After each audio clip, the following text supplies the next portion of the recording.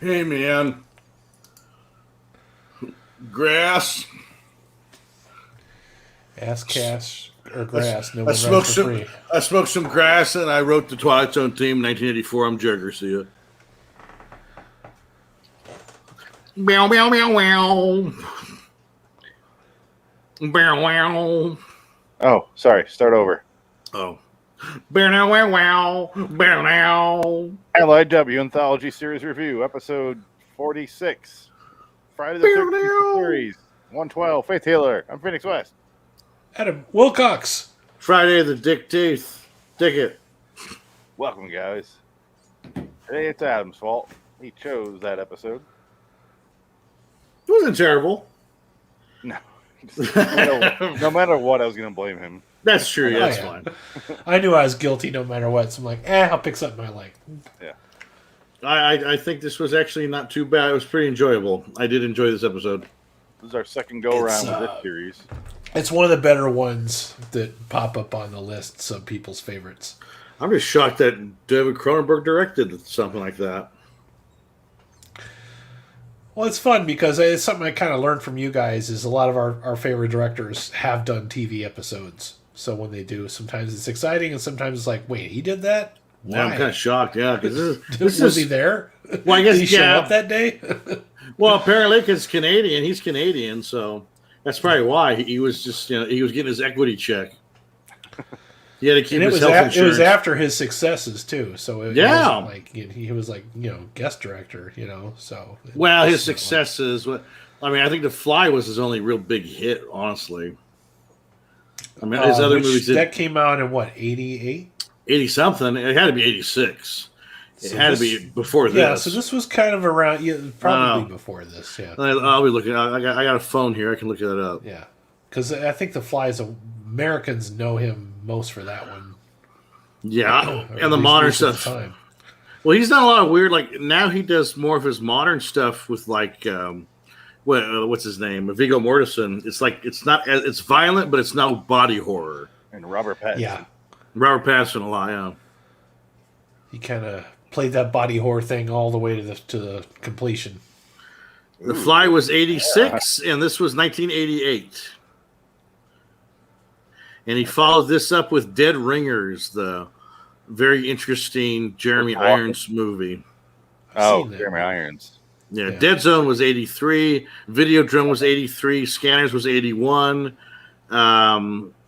What? Yeah, shit. His best Dead movie Zone was pretty good. 2001. Oh, I love Dead Zone. He made Spiders. He's done a lot. I mean, Jesus, I'm looking at his Dead list. Zone was a good movie, and then it spawned a pretty decent TV series too with Anthony Michael Hall. Oh, hell, he hasn't made anything good lately, though. Ooh. No, Consumed, never heard of it. Maps of the Stars. No. And awful. Cosmopolis. That's it, yeah. He hasn't done anything good since 2007, I would say. Yeah, Maps of the Stars is fucking terrible. I hate it. I remember you telling me about that a couple episodes Wow. ago. I'm like, okay, we'll avoid that definitely. It's like you want to know what's going on. The movie's like, oh, we're not interested in you. You don't matter. This here. isn't for you. This is And you're for like, us. but I'm the audience. And you're like, no. You got us all wrong, man. Jesus. It's like a David Lynch movie. I'm like, oh no, this is for David Lynch and that's it. You don't need to be here. Yeah. Wow. I'm kind of shocked he hasn't done like a TV show in between. He hasn't really worked in a while. I'm in Canadian retirement. He's too busy tying knots on old men. Exactly. That's my favorite thing to do in my pastime, yes. Tying knots on old naked Canadian men. Shit, he works with Jeremy Irons a lot, so that means Jeremy Irons might be a cuckoo head. Yeah, I can see that. Yeah, I He's can a see that weird too. dude. Yeah. I love working with David. All right, so Adam, you chose it. Go ahead and set it up. Basically, the Faith Healer is about a fraud. You got your standard televangelist, faith healer type scam artist. We've seen this kind of stuff done in X-Files and stuff like that, but I thought this one was interesting. The gist of this is he's a fraud. There's a guy on this show that we're pretty sure is drunk all the time, but he has like a very strange line delivery system where everything he says, he kind of sounds like he's drunk or whatever. So he's the guy that debunks faith healers, and he gets caught at the beginning, and he gets outed. He's trying to con a bunch of people out of some money. They chase him into an alley. A bunch of crippled people are chasing him. We had a pretty good laugh at that. I knew we would. As he winds up at the end of the alley, he finds a glove, and the gist of the glove is the glove actually does heal people, but what it does is it takes away whatever's wrong with the person. Yeah, takes it away, and then he has to hurry up and it does it to you, but unless you can give it to somebody else. If you give it to somebody else, it magnifies it tenfold. Because these are cursed goods. You have a time limit? I don't think they set up the time limit, but I think, because if you watch the beginning there, his hand's gradually getting worse and worse and worse. I think that's the closest to the setup we got, but yeah, it was a little off kilter. I wish they would have said something, because at the end we're just like, what the fuck? Yeah, he has exactly 66 seconds to, like a Dark Man. You have the mask for 99 minutes, and then it, falls apart. Set up perfectly, but I mean, it's Friday the 13th series. Cronenberg obviously didn't write it, but he directed it. I thought he did a pretty decent job. But here you go. Jerry is a Cronenberg crony. He was in Existence. He's in Naked Lunch. He's in Scanners. He's in The Brood. He's in Rabbit. He's in a lot of his earlier stuff. So this is a go-to Cronenberg actor, the guy who played Jerry. Okay. I used to watch that movie just to laugh at it, but I've never actually liked that movie. And he hasn't worked since 2004. All I remember from about Naked Lunch is on The Simpsons when they walk out and Nelson's like, I can think of 2 things wrong with that title. And guess what? Yeah. This guy, he's in Jason X. He's Dieter Perez. Yeah. I never saw Jason X. I did find out something on my end here. The cape they mentioned at the end, and this won't spoil anything, but the end they wrap up, and then they're like, she says, "We got to go look for a cape." Do you remember that? Yes. Okay. Nobody's saying anything. She says they're gonna look for a cape, but apparently in the next episode they find a vampire's cape. That's what the episode's about. But I went to the next episode. Oh, okay, that's right. Yeah, it's been a while since I watched these. And I need to watch this one now. You need to choose this next, Adam, because it says this first sentence is hilarious, because I want to know how they explain this away. Mickey and Ryan are transported to 1875 London. What? Well, here's transported. Here's the trivia for this episode. Mickey mentions the vampire's cape, which is the antique the trio will hunt for in the next episode. Yeah, that's the Baron's Bride. So we're going to have to watch that next. I want to see how they explain how they time travel. The worst part of this show is, and I've said, because I think this is only the second one that we've watched together, episode of this series that we've watched together, and the thing that drives me crazy about the show, it was kind of an 80s thing, is you always had everything on an up note, like a joke or something like that, and it's so bad. It's dragging it out just for this. It's like, just wrap it up. Don't attempt to try to be funny, because it doesn't work. These people in this show, as many episodes as I've watched, I love the stories. I love the fact that they're hunting down cursed goods, and each week it's a different cursed good. But they have zero chemistry. These people, they don't like. Yeah. They just don't. Canadian Andrew McCarthy and that Canadian girl? Andrew. John Delaney is his name. He was actually in one of the Friday the 13th movies, the worst one actually. Jason Goes to Hell. He's in that. That's John LeMay. John LeMay. Yeah, sorry, not John. Funny because he's also in Jason Goes to Hell. Yes, he's in Jason Goes to Hell, and he actually left the show after a while. He moved on, and they replaced him with somebody else. And I don't think anybody even fucking noticed. So it just replaced him with a different guy. I want to look it up now. I want to see what they replaced him with. Yeah, I don't remember the guy's name, but like I want to say John Delamay was in like the first 2 seasons, and I think he was gone after that. And they actually did write him out of the show too. They didn't just put some other guy to pull a fucking bewitched on him and just replace the guy with a different guy. Yeah, I hope with a nobody different Darren. notices. Yeah, different Darren. Let's see here. Wow, the writer of this episode, Christine Cornish, basically wrote 2 episodes of The Campbells. And that was in 1990, and she's never been heard from since. Sounds like a very Canadian TV show. Yeah. She must have married a very Canadian Mountie. Also, listeners, if you haven't watched our previous review of Friday the 13th, the series, I'll just set it up as quickly as possible so that we can get past this shit. This is a TV show that was originally supposed to be called The 13th Hour. It's owned by Frank Mancuso Jr., who also owns the rights to Friday the 13th. Literally at the 0 hour, they decided to change it to Friday the 13th, the series, to get more people to watch it. And thus had years of confusion as to what this show is about. Yes. Years of confusion. Here's his replacement. There's John DeLamay's replacement. That guy right there. Just some guy. Oh yeah, Mickey came on the phone. Oh, he tries to do the voice too.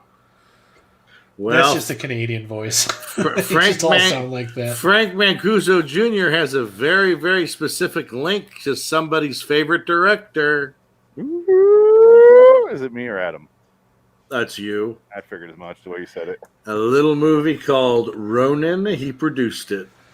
There you go. We talked about that before. Yeah. Yeah. And the Species movies. And that's really about it. Tasha Hendridge. Yeah, he hasn't worked since 2016. And upcoming projects 3. And who's the male lead in Species, the first one? Michael Madsen. And Ben Kingsley. So does that work? I forgot he's in that. It's been a long time since I've seen Species. I always remember that movie being smarter than it really is. It's not that smart. It's kind of a B movie. Yeah. Oh, God, yeah. Him I remember being in it because early Forrest Whitaker, you always remember him and everything. Yeah.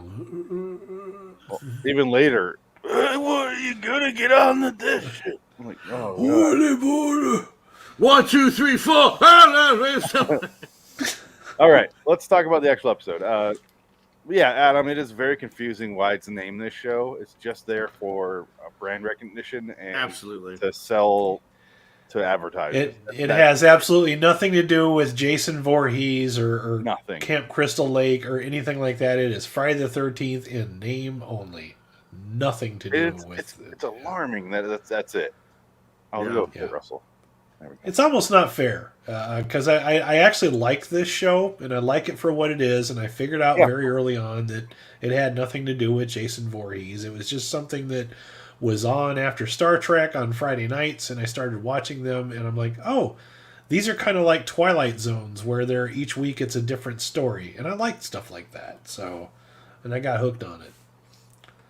Weird because me and my mom is actually the one that got me into anthology shows because we would watch this and then we tried Freddy's Nightmares and we're like, oh no, that's unwatchable. No, that was pretty bad. That's up there with like Tales from the Crypt. You know, it's like both of those were like two sides of one bad coin. Yeah. But she loved the Crypt Keeper, so we watched that, and then eventually it was Beyond Belief when that came on. I'm pretty sure she was getting wet because it used to be hosted by James Brolin.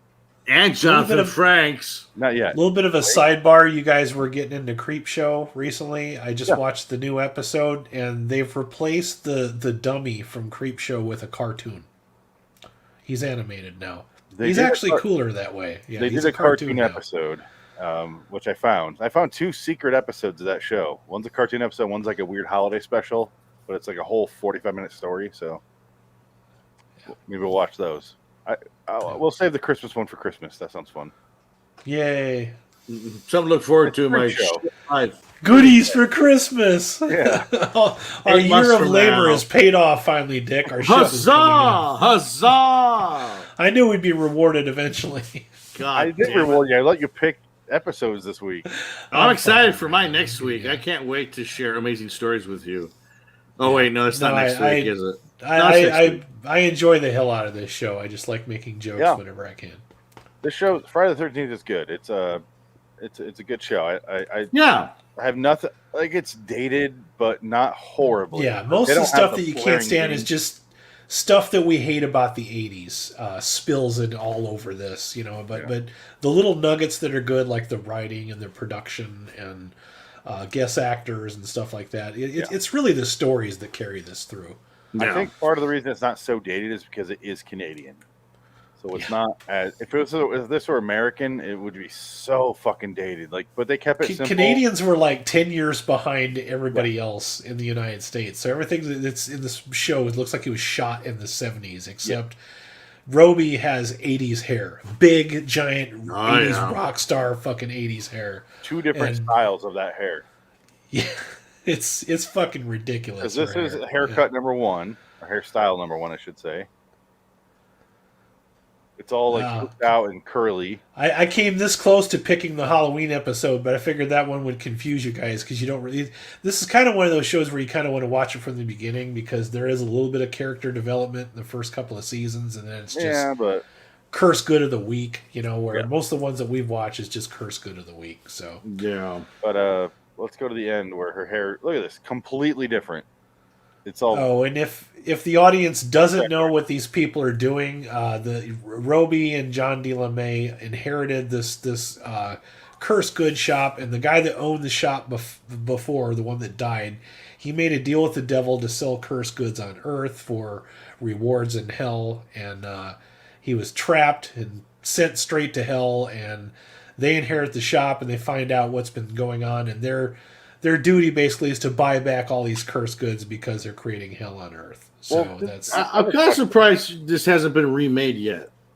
It would be perfect for a remake. Is that like the first episode is explaining why they own the shop, or is there an actual story in the first episode? The first episode sets all that up. But is there also like an actual story? Yeah. Yeah, I mean that pretty much is the story. There are it does progress from there, but it is monster episode of the week. I just mean if we watch the first episode, is it just the setup for the premise of the series, or pretty much the first episode actually it is that, and there's also a curse good. Okay, that's what I'm saying. It's like an origin story for a superhero movie where they have. I didn't pick the pilot. The pilot's good, but I didn't pick it because I know how much you hate creepy doll stuff, and the first one is a creepy doll episode. It depends. You probably wouldn't like it. It's just boring. Yeah, it's just that it's been done so much, but the first one is pretty clever. So it's kind of like Chucky, the first episode, without Brad Dourif and the little guy running around. The only reason I like Child's Play is because of Brad Dourif. That man's amazing. Yeah. It's also the first movie is a good story. At least I do enjoy that movie. In case any of our watchers here need to jerk off, there you go. There you go, right there. There we go. All right, Pizza face Betty. Yeah, the first woman. This is the first woman that makes him use the powers because he leaves the room because Drunky McDrunkerson closes in by taking the cataract contact out of the blind, quote, blind guy's eyes. And then he immediately runs away like a bitch. He's like, yeah! And it's like a series of Night of the Living Dead. Or like he runs like a girl too. He's like running out of the fucking building. But it's like people with walkers are chasing him, going, "Hey, you lied to me. We're gonna bash in your fucking skull and step on your nut." Like they're saying horrible things. So he's running away. He just needs to never piss off an army of cripples. Yeah, but then he runs away to an alleyway. At the end, he collapses and he just looks down and sees a glove. And what are the odds it does the thing he was? Like, what are the fucking sheer odds that he finds exactly what he was missing are amazing, but whatever. It doesn't bother me. That's fine. That's kind of a recurring thing with this show. You got 20 minutes to get your fucking show across. I think they have a phrase for that, and it's because of Charles Dickens. I think it's called Dickensian reasoning, because in Charles Dickens' work, shit like that happens all the time, but it's like a coincidence. It's not set up. It's just for the plot movement. So I guess that is a real thing. I think it's called Dickensian plotting or something like that. This does happen for a reason, though. No, I know, but it's just out of nowhere. This shit. It's not like we see this glove, got thrown out. We don't see the progression of the glove. There. He's just that's just there for the And story. a lot of that's a product Yeah. of like in the last couple of years we're just so used to over explaining of everything. Well, yeah, exactly. They would set something like that up, like how did the glove get in the alley? Because some producer would be stuck there on a Wednesday saying, I don't understand how the glove got in the alley in the first place, and then they got to fucking rewrite everything. So, No, they'd have and like you said earlier, Cronenberg's probably like, fuck that. The glove was just there. It was just there. It doesn't. It Came out of my no. Cronenberg come with a reason. He go, okay, you want a reason? How about this? A homeless man pulled it out of his rectum, and it was a bleeding orifice full of pus and blood and shit. I can film that for you if you want me to. I'm just David Cronenberg. Just, no, randomly shows up. Okay, David. Sorry, Dave. I'm sorry. Dave's not here. Dave's not here, man. Yeah. I'm Cronenberg, man. Oh no, Cronenberg. Yeah, that'd be great if Cronenberg he's just like they try to question him. He just looks at him. And he goes, I can make this way worse, Oh, yeah, you're right. I'm sorry. I'm sorry, Cronenberg. I'm sorry. You're right. He gives you the hairy eyeball through his glasses. Yeah. And nowadays, they would do a 6-episode backstory about the glove. Pretty much, yeah. It'd have its own comic book series. Yeah. They have a comic prequel series to set up the glove. The glove. And it's got the thing font. Yeah. 15 minutes of the episode would be why is the glove there, and then we would rush through the fuck everything else. But there's one thing that I wish I would I kind of wanted to see. I know it's established because he absorbs the sickness and he has to give to somebody else, and they die because it basically goes to another human being. I wanted to kind of see because he's successful now. He's a successful healer on television, making millions of dollars. I kind of wanted to see what is he doing. Does he have like a room full of people that he transfers this shit over to, or does he just go out at night to like the local bar and be like, "Hi, baby," and pats her on the back, and she goes, "Ah!" And like, I mean, does he have people in a room somewhere, or does he kidnap people? They don't. That'd be kind of interesting. What you expect to see is what in the beginning, where it looks like an execution video with the guy in the wheelchair. Looks like he's standing behind him, like he's gonna blow his brains out, but. So that's how he does it originally, but now he doesn't do that because when we watch him again when he has the glove, it's just like him saying, "Come on over." It's not him healing someone because he would have to go heal and then go behind a curtain and be like, "Ah!"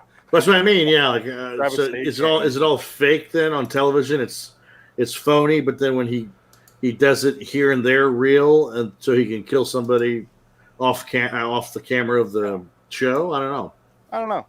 I would like to have seen that.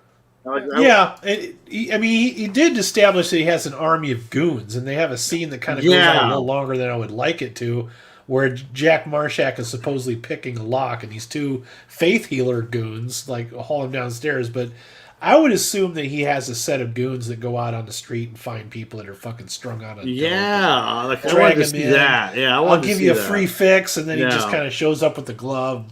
Do you want help? Do you want help from the Lord to heal you? That would be cool. Like, if they remade this and it was like an hour long, that would be cool. Just like Hellraiser 2 when he gives the guy an hour long. Yeah, it is an hour long. And it was. You're right. It was an hour long. I was thinking it was a half an hour. No. It felt pretty short though. That's why we had to show up. This one felt pretty quick. I was kind of dreading the time, and this one went by pretty fast because Cronenberg. Say what you will, the guy knows how to tell a story, so. He's pretty. That's what we dread about all these shows. It's fun to see a short story in a short time, but it's what do they spend that time revealing to us? How do they pace this shit out? It's Well, Dick, you were there. Terrible sometimes. Friday the 13th episode we did. Yeah. So this show moves along. It clicks along at a good pace. It doesn't. Yeah. Doesn't. No, I felt the first one dragged a bit. I didn't think that one wasn't as interesting. I think this one was better. This one had better. That was the bingo hopper picked that one for us. Yeah. I would say this episode was way better. That one was. You went Friday the 13th. I go, okay, pick a season blind. And you're like, I want to pick the. I'm like, no, a season and a number, and I mean, may as well be the bingo hopper. Yeah, exactly. It's the same fucking concept. Bingo hopper, the brain. No, the bingo hopper is much more evil. Well, this bingo hopper belongs in this shop of curiosities. It does. I think it's where you bought it. You fucking awful man. He does. He bought it out of the fucking Curious Goods. I bought it at Walmart. Not just like same thing. Just like where I got your Winston Zeddemore vintage figure. I bought it at some weird hellish antique store. I will Yeah, not it's called notice Curious evil Goods. If you notice Winston walking at night, just ignore it. He's fine. He's not going to kill you. A black man walking around my house at night. Oh, no. Sorry. That's what's going to be the problem. Dear God. Oh my God, Winston, what are you doing? I do want to thank you, Dick, because you sent me a box full of goods, Curious Goods, and it's a lot of like Ghostbusters, Nick Cage stuff, and also a bunch of books, and none of them were Nazi books. So I appreciate that. Thank you. Exactly. Yeah, it's See? a bonus. You got to appreciate Those are the little mine. things. I mean, I didn't look to see if you just took the face of the cover of the Face Off book and wrapped it around Mein Kampf. I didn't look, but that's a good idea. I'm gonna find. Don't give him one. ideas now. Don't. I will find another face off and send it to you one of these days. Your signed copy of Mein Kampf. Mein Kampf. God. He's in Argentina. He went down and got it signed. Thank you, Adolf. He's like, hello. I love Face Off. Keep spreading the word.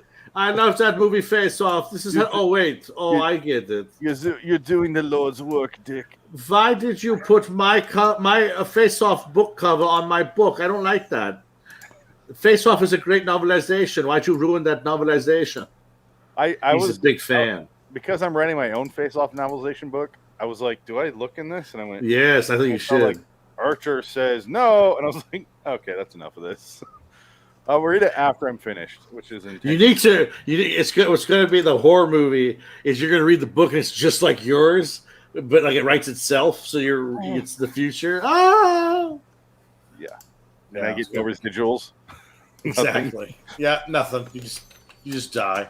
Okay, so I did like the scenes where he's transferring. Cronenberg is really good with the body horror, and he's one of the few body horror people that it doesn't bother me because he's not going off of what's his fucking name?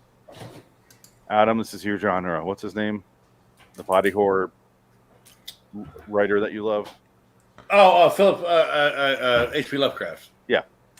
It's okay. I didn't realize Lovecraft was pretty much body horror. I mean, he does do that sometimes, but yeah, that's just one of his things. I've seen 3 Lovecraft movies. All 3 of them are body horror. That's Stuart Gordon movies. He's a big body horror guy too. Maybe that's Stuart Gordon would be a better one of them was Color Out of Space. That was body horror. Well, the Color Out of Space that you saw and the actual story are not the same. You said that so shitty. Like you saw. I'm like I made it. Yeah, no. I just meant that the story. Like I've seen 3 versions of Color Out of Space. Not all of them have like people fused together as well. Okay. So was that Richard Lester's movie? No, that was Richard Stanley. That's what I'm getting. Richard Stanley. I forget. Keep in mind, I've watched 3 Lovecraft movies. It's obviously I saw the From Beyond. What's the green one? Fuck. Reanimator, and then I saw Color Out of Space, and they're all body horror. So I just assume that's how the writer works. Oh no! Okay. You just happen to pick all the ones that do that. What are the fucking odds? Anyway, it's the 3 most famous. What are the odds? But this version, when he takes off the glove after the first time he uses it on the old lady, and he peels it off and like pulls the skin off. I'm like, oh man, that it's effective, and I can't believe they showed that on TV. It's like goopy and it pulls back. Friday the 13th actually was pretty violent for the time, and they used to show it late at night. That was kind of how they got away with it. And like I said, they always had that like upbeat ending so that they would everybody's too scared. We got to have the upbeat ending so that they don't leave all terrified or something. I'm like, no, fucking let it keep that shit up at night. You know what I mean? Like torture these motherfuckers. Let's not forget about 4 years later we were seeing Sipowitz's ass on television. Yeah. Oh.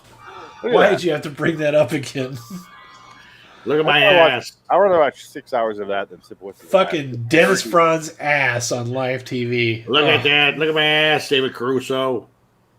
He did show his ass in Die Hard 2, and it's rated R. But I wish. I was up to the set of a TV show. And instead we got the fucking Grim Reaper guy from Bill and Ted's Bogus Journey's ass. We got his ass instead. Doing his naked Tai Chi, which is the funniest part of the It's fucking great. William Sadler has a name. A great name. William Sadler is a great actor. Damn right. He is great. Lawyer fucked him. Lawyer fucked me. Didn't do it. Lawyer fucked me. Chug a fat ass over there. I always feel like Willem Dafoe in Speed 2 is trying to recreate his William Sadler scenes from Die Hard 2. Maybe He's jealous. Yeah. It felt very similar. I could have showed my ass. God damn it. The one has leeches. That's funny. Oh, I'll tell you something. You bringing up speed just remind me of Keanu Reeves. I got to tell you something later off camera about Keanu Reeves. It's pretty funny. Oh, okay. I'll remind you. So at one point, they fixed the TV there in the Curious Goods store, and then these are two, the shop owners, whatever the fuck their names are like, there, the picture's working, and then Mickey and Ryan. The old guy comes in, he goes, and the faith healer is wearing the glove, and he immediately goes, I know that glove. Yeah. I have a sketchbook Yeah, on well, it. Mickey and Ryan are the shop owners, and Jack Marshak, if I remember correctly, used to know the shop owner, and was like kind of like a competitor. You know what I mean? Like sort of. So he knows what he was doing, and he knows a lot about these objects. He's just kind of one of those old world, been around type guys that just happens to know most of these. They do have a catalog. Everything that they sold has been cataloged.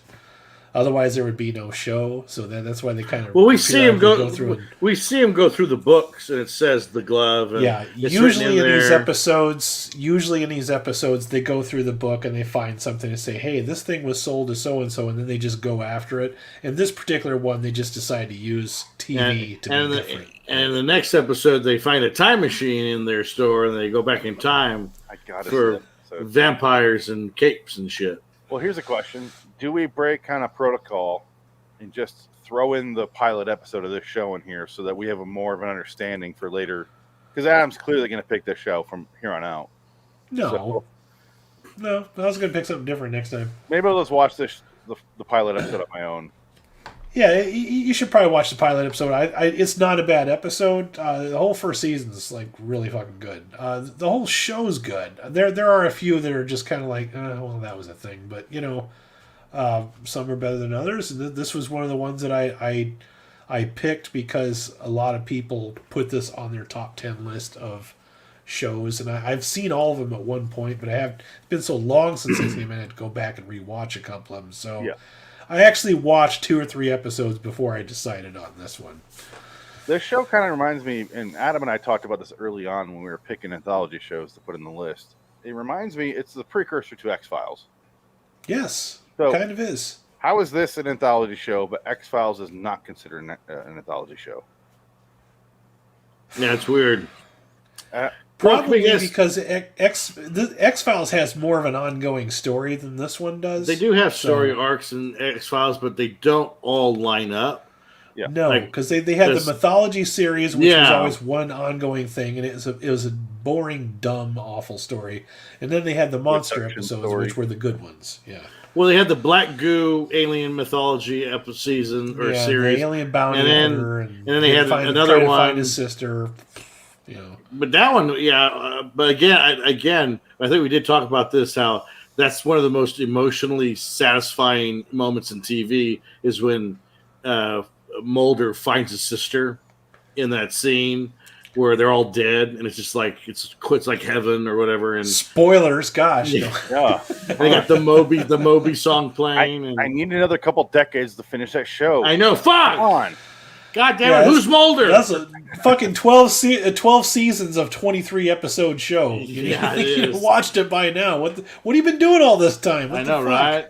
I came late to that party. I didn't watch X-Files until about 10, 20 years later. What's funny with that one, man, is I didn't watch it when it was on. I saw some of it, but I didn't watch it. The first time they ended that series, there was a 2-parter, and I recorded it. I never had time to watch it.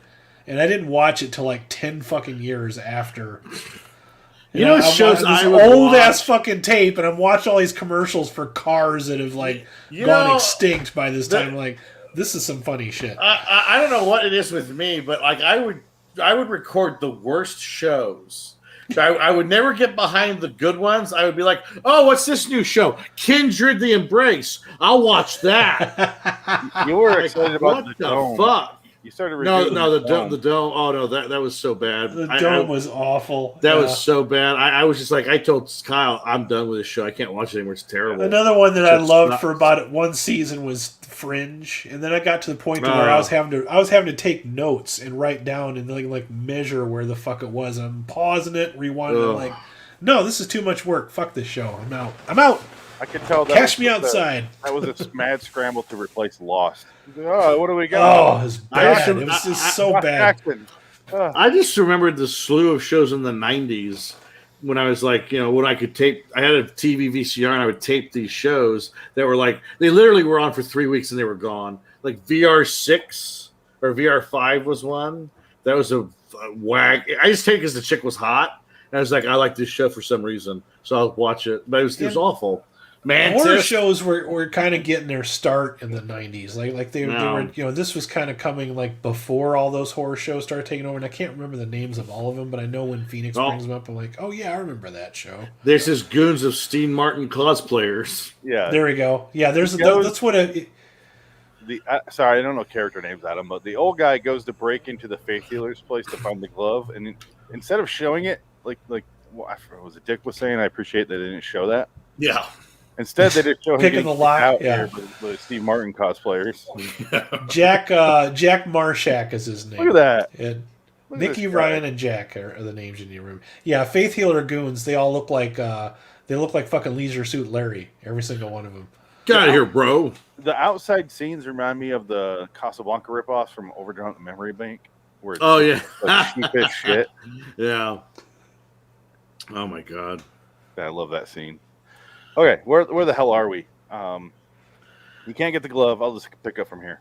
Can't get the glove. Instead, he employs his old friend Jerry, who's the slow talking dude who sounds shit faced in every scene. He lives on a boat full of snuff tapes, and he lives on the boat from Usual Suspects. That's what we figured. And I was in saying, Canada, it looks like exactly like the same fucking boat. I was saying he's Kobayashi before he worked for Kaiser. Yeah, yep. But he employs him to go find out about the faith healer because he's already had some engagements with him. He already revealed them in the beginning. And then he goes there and they kind of talk for a minute. And then he comes up with a plan. Or Adam, you kind of heard more of that because you watched it independent of our talking to each other. So go ahead and what was the exact deal they struck? Fuck, it's been a while since I watched it, but what happened is I remember he went in because he defrauded him, or he caught him at the beginning of the show, debunked him, publicly, and then he made a deal. He says, "I'm going to make this right." He's like, "Do you want me to make a phone call or something?" And something to entice him to give him another chance to make it right, and. I don't remember what the exact specifics were because, like I said, I watched this a couple of weeks ago, so I apologize. I probably should have rewatched it earlier today, but I didn't. I can show it now. I mean, it's just it was a trick. It was basically something he was going to try to right one of his wrongs because he says you've been following me and frauding me. He said, but I really can do it this time. I can. He's like, okay, I believe you. It's like. Come to my boat. I'll show you some porn, and you know what I mean. It's something like that. So it's the scene where he's wearing that weird, wacky fucking vest. Yeah, that is. Yeah, he looks like a choir boy. Yeah, Vienna choir boy. He's graduating out of some kind of weird technical school. Also, I do want to mention whoever did the wardrobe for this show is a lunatic, a complete fucking lunatic. Because that Fred McMurray sweater that guy's wearing right there. Is offensive, and how is he crossing his legs like that and own balls? That's the Cronenberg star right there. The other episode that I was going to pick, John DeLeMay had this fucking ridiculous cable sweater on over the top of him. It looked like Granny knitted it, and it had a hockey player on the front and back of it. I need to see this so bad. I just had to watch our review of Killer Clowns from Outer Space like 6 times because I edited that video. I can't. There was a bad sweater in that one. No more cable knit sweaters. Both the main they need to be outlawed. All right, let's shoots holes in your theories, doesn't it? Well, that's what we'll find out. Because if I'm wrong, I think I'm big enough to admit it. Oh, really? Yeah. So, just You know what? he's going to try to write it, I'm going to say this. I don't know if it's going to make any sense. Who's scratching themselves? That was me. All right, you both are. But Scratch no, my balls. part of why I like this show is because it reminds me of Star Trek Next Generation. It's not very action packed. It has those sit down conversations. And Well, it's just budget reasons for it that. looks, yeah, exactly. Yeah. It looks like a Star Trek. It looks like a Star Trek scene. Like watch Yeah, this. and they were on it exactly because it used to be Next Generation and then Friday the 13th, yeah. the series. Yeah, they were back to back. All the humiliation. You tell me this doesn't remind you of like a Star Trek villain from Oh, absolutely, yeah. Yeah. But I tried to Except watch that show. Star Trek could afford like maybe 2 more studio lights than this show could. That's the difference. Yeah, it wasn't shot in Canada. That's why. This show is almost always in the dark. There's no fucking lighting at all. Like they got one spotlight and that's it. So They shot. I think they shot Star Trek on was it the Paramount lot or is it the WB lot? I don't know. I assume it was Paramount. I would assume so. Paramount would make sense. Yeah. Yeah. But yeah, it just kind of reminds me of it in terms of, obviously the theme isn't the same. This is more of a horror inspired show, but the cadence of the show itself, it has it's well written as far as has the plot points set up. It has if you watch it side by side, you'd almost see like the exact same kind of thing at the same time. The closest thing I could compare it to is Ray Bradbury Theater. It's kind of like that. Yeah, I would say has a similar intro as well. Yeah, that would be it. I've yet to see that. That is on our list, but we've yet to pull. not as good as this one, but yeah, I remember watching Ray Bradbury Theater, and I got a kick out of that. And I thought this was better because this is a darker show than Ray Bradbury Theater. Yeah. So, Star Trek: Next Generation was filmed at Paramount and Warner Brothers Burbank Studios. I'm glad we clarified that. Huh. Weird. I wonder why they shot at Warner Brothers. They got better, bigger sets, I think, but bigger warehouses for their set design, probably. Universal is kind of shoved in there, isn't it? Well, Paramount's small. Sorry, Paramount. Yeah, Paramount's like downtown somewhere, and it's not very big. I've been to that lot. They don't have a whole lot of room. If they have to buy like $1 billion estates to expand their lot. They're not gonna do that. That's where we saw when we saw Team America World Police. Yeah, that was like the best thing ever. But we were there. Warner Brothers lot is huge. They have all that room up in the valley. They can do what they want. Yeah, that's what they do. Yeah, they utilize it like a motherfucker. They must have like a working relationship because Universal Studios is basically at Warner Brothers. Well, yeah, everybody shoots at Warner Brothers, I think. So it's just the way it is. They all rent their space there to shoot anything. That's how they make money. Yeah. Well, it's the only place in town because fucking Universal, they tore down their studios to make way for Harry Potter World. Yeah. They tore down 100-year-old studios where they shot the Phantom of the Opera, the silent one. They tore that down to make Harry Potter World. And then at the theme park, they tore down Jaws the ride to make room for fucking Harry Potter's bullshit too. Did they really? Yeah. I sadly never got to see the Jaws attraction. I saw it 1,000 times. We went there all the time. Remember? Yeah.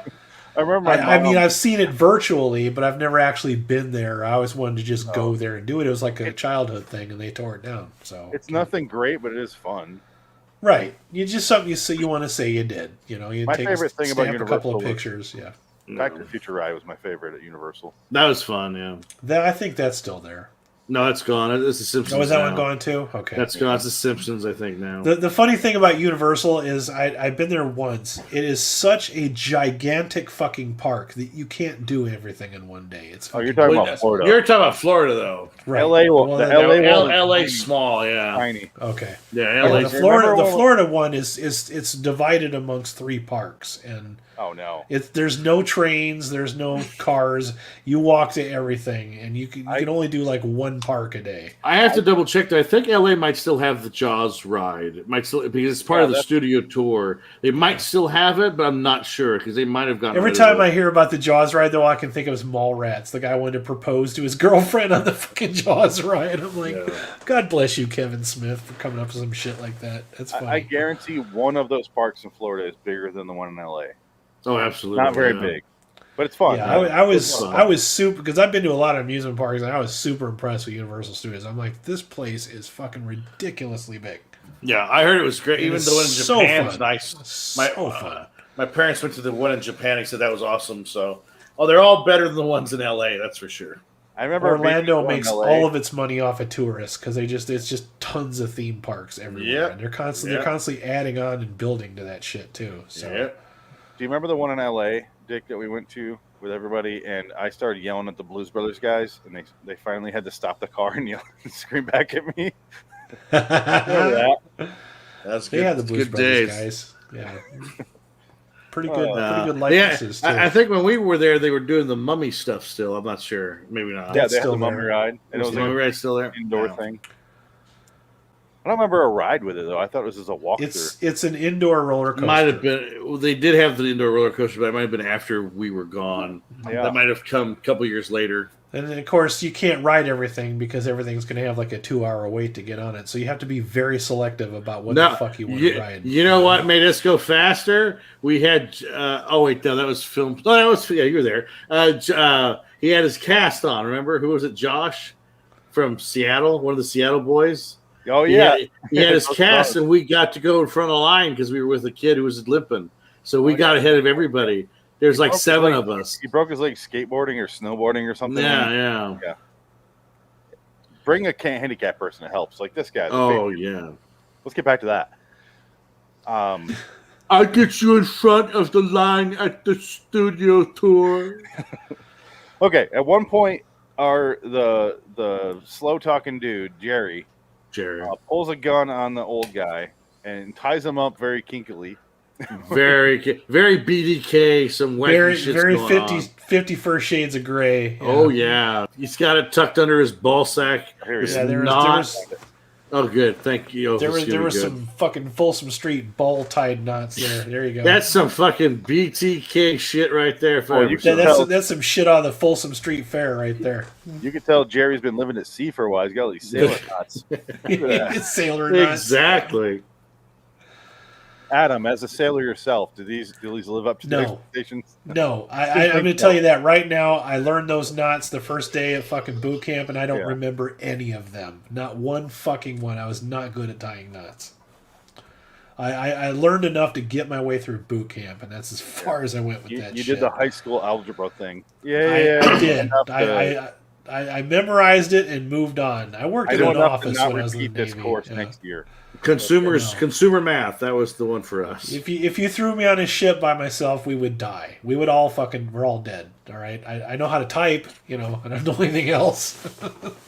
Okay. He ties him up and he invites the dude over, and it feels like they're gonna have gay sex at any moment. It is very awkward. He tells him to get on his knees, and I was like, oh, here it comes. Here we go. Yeah. But instead, he faith-heals him with his left hand, the gloveless hand, with the $3 watch on it, as you see here. And he shoves him against the thing, and then both Dick and I were like, oh, he killed it. Oh, no, he's fine. We thought he crashed in his skull with a desk, but no. Wouldn't that be funny, though, if that watch he was wearing was the time device for the next week's episode? That'd be amazing. We didn't know it. We as the audience didn't know it. Yeah. 2 haunted things in an episode. We're too clever. Yeah. We need They kind of did a sequel to this show. It's called The Conjuring Universe. Oh, God. It's the same thing, honestly. Pretty much, yeah. Only it's, quote, based on real events. Based on the case files of 2 frauds. Kind of like Amityville Horror based on a real story, too. Yeah, and they were part of that, too. They're fucking frauds. Yeah, it's a part of the same universe, yeah. It's the same people. I want to see the real true story of the Warrens, where basically Earl Warren went to the Amityville Horror House and he said, hey, listen, if you want this to work, you got to write a book, say it's haunted, you'll make $1 million. I swear. Let's do it. And they did. It's going to be one of those nasty insider stories where it just exposes how fucking corrupt they are and shit. Because know the fuck they are. They work completely. Yes, everybody knows that. Don't say.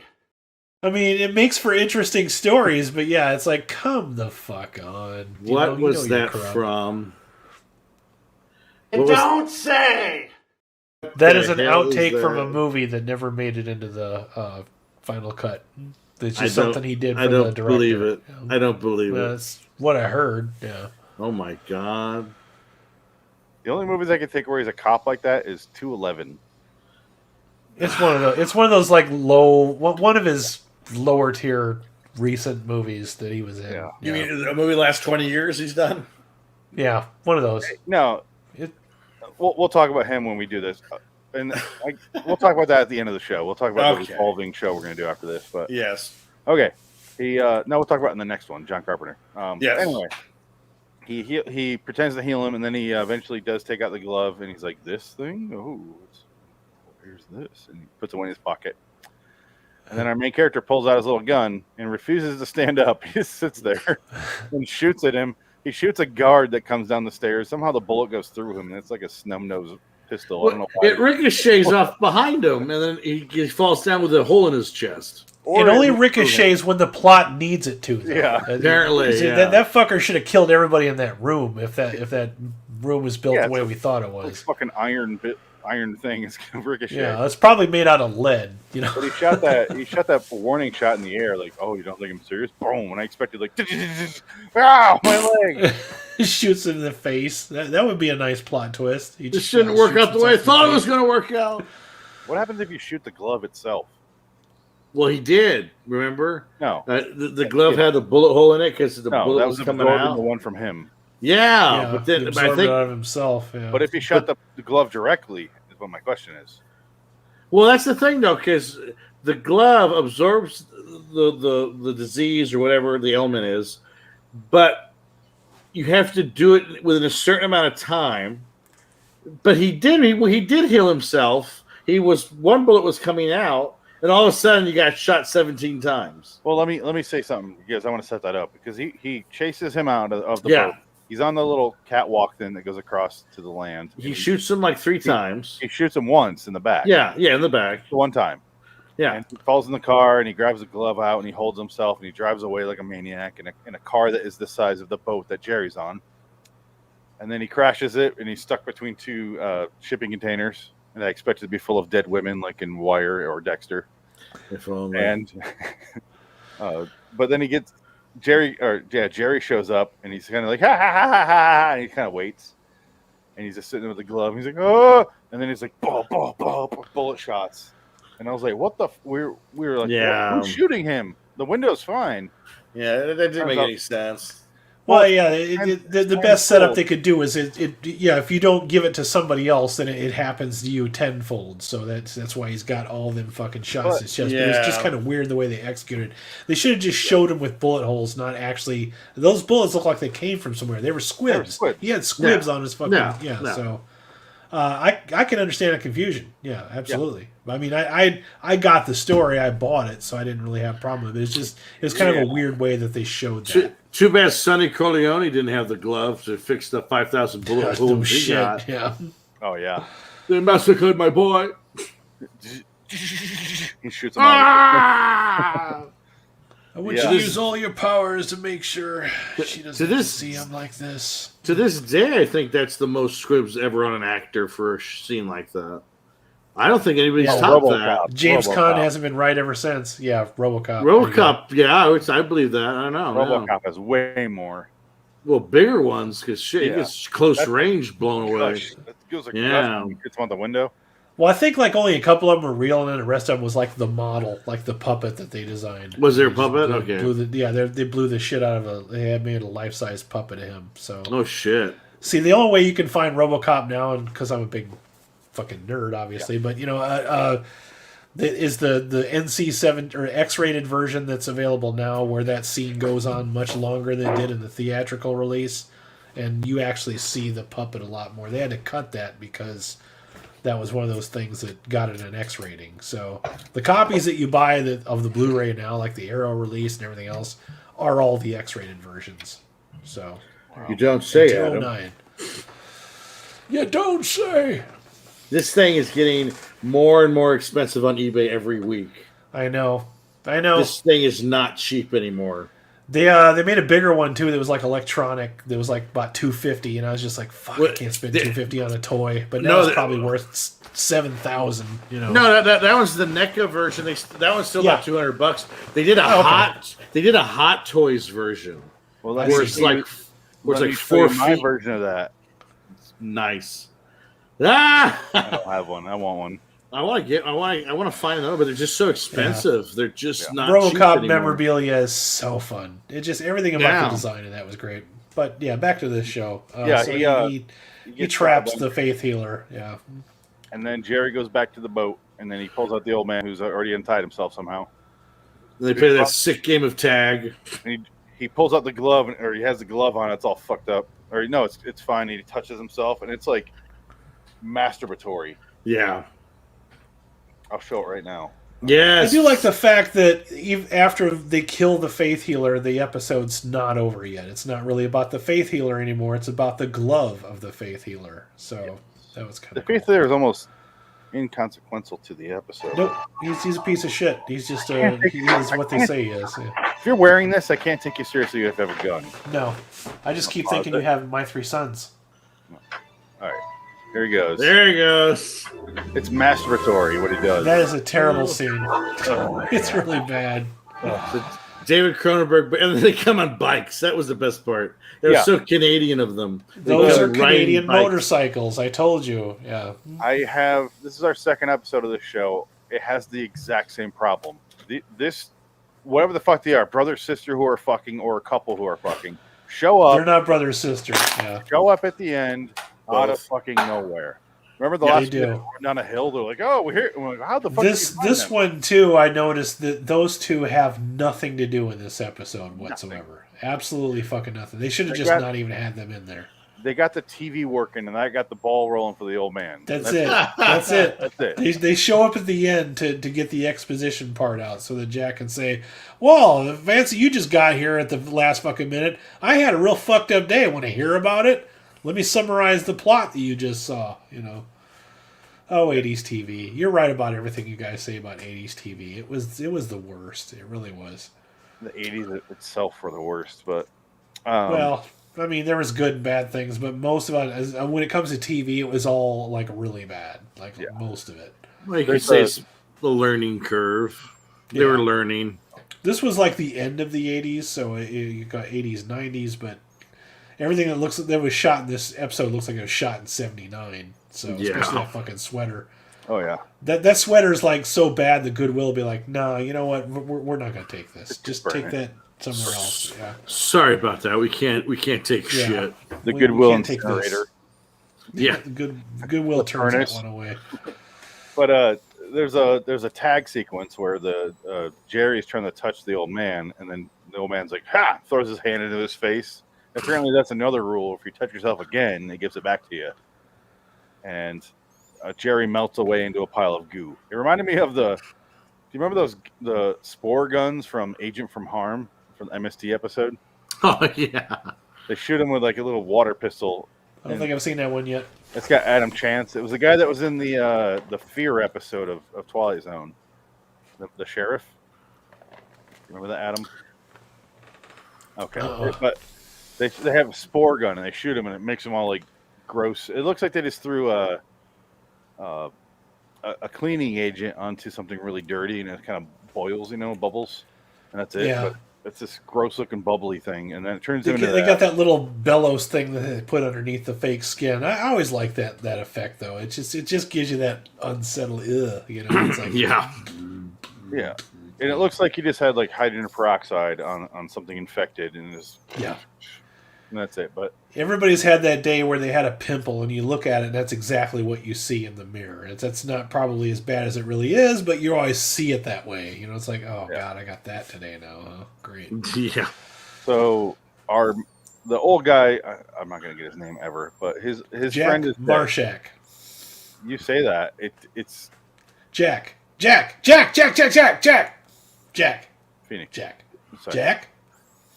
But the old guy's friend Jack. has died, and in the next scene, we get this shit where the girl is immediately like, "Hey, why aren't you joking around with me?" I mean, I know your friend just died and everything, but why are you being such a grumpopotamus? There's my something hair's in here about a different. cape that... Cape. Jack? Yeah, I hear you.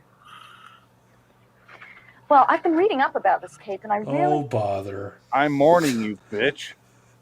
Like, his friend just died. He was a friend of mine, for fuck's sakes. We did kinky shit, 50 Shades of Grey style. You don't understand. What the holy fucking shit is she wearing?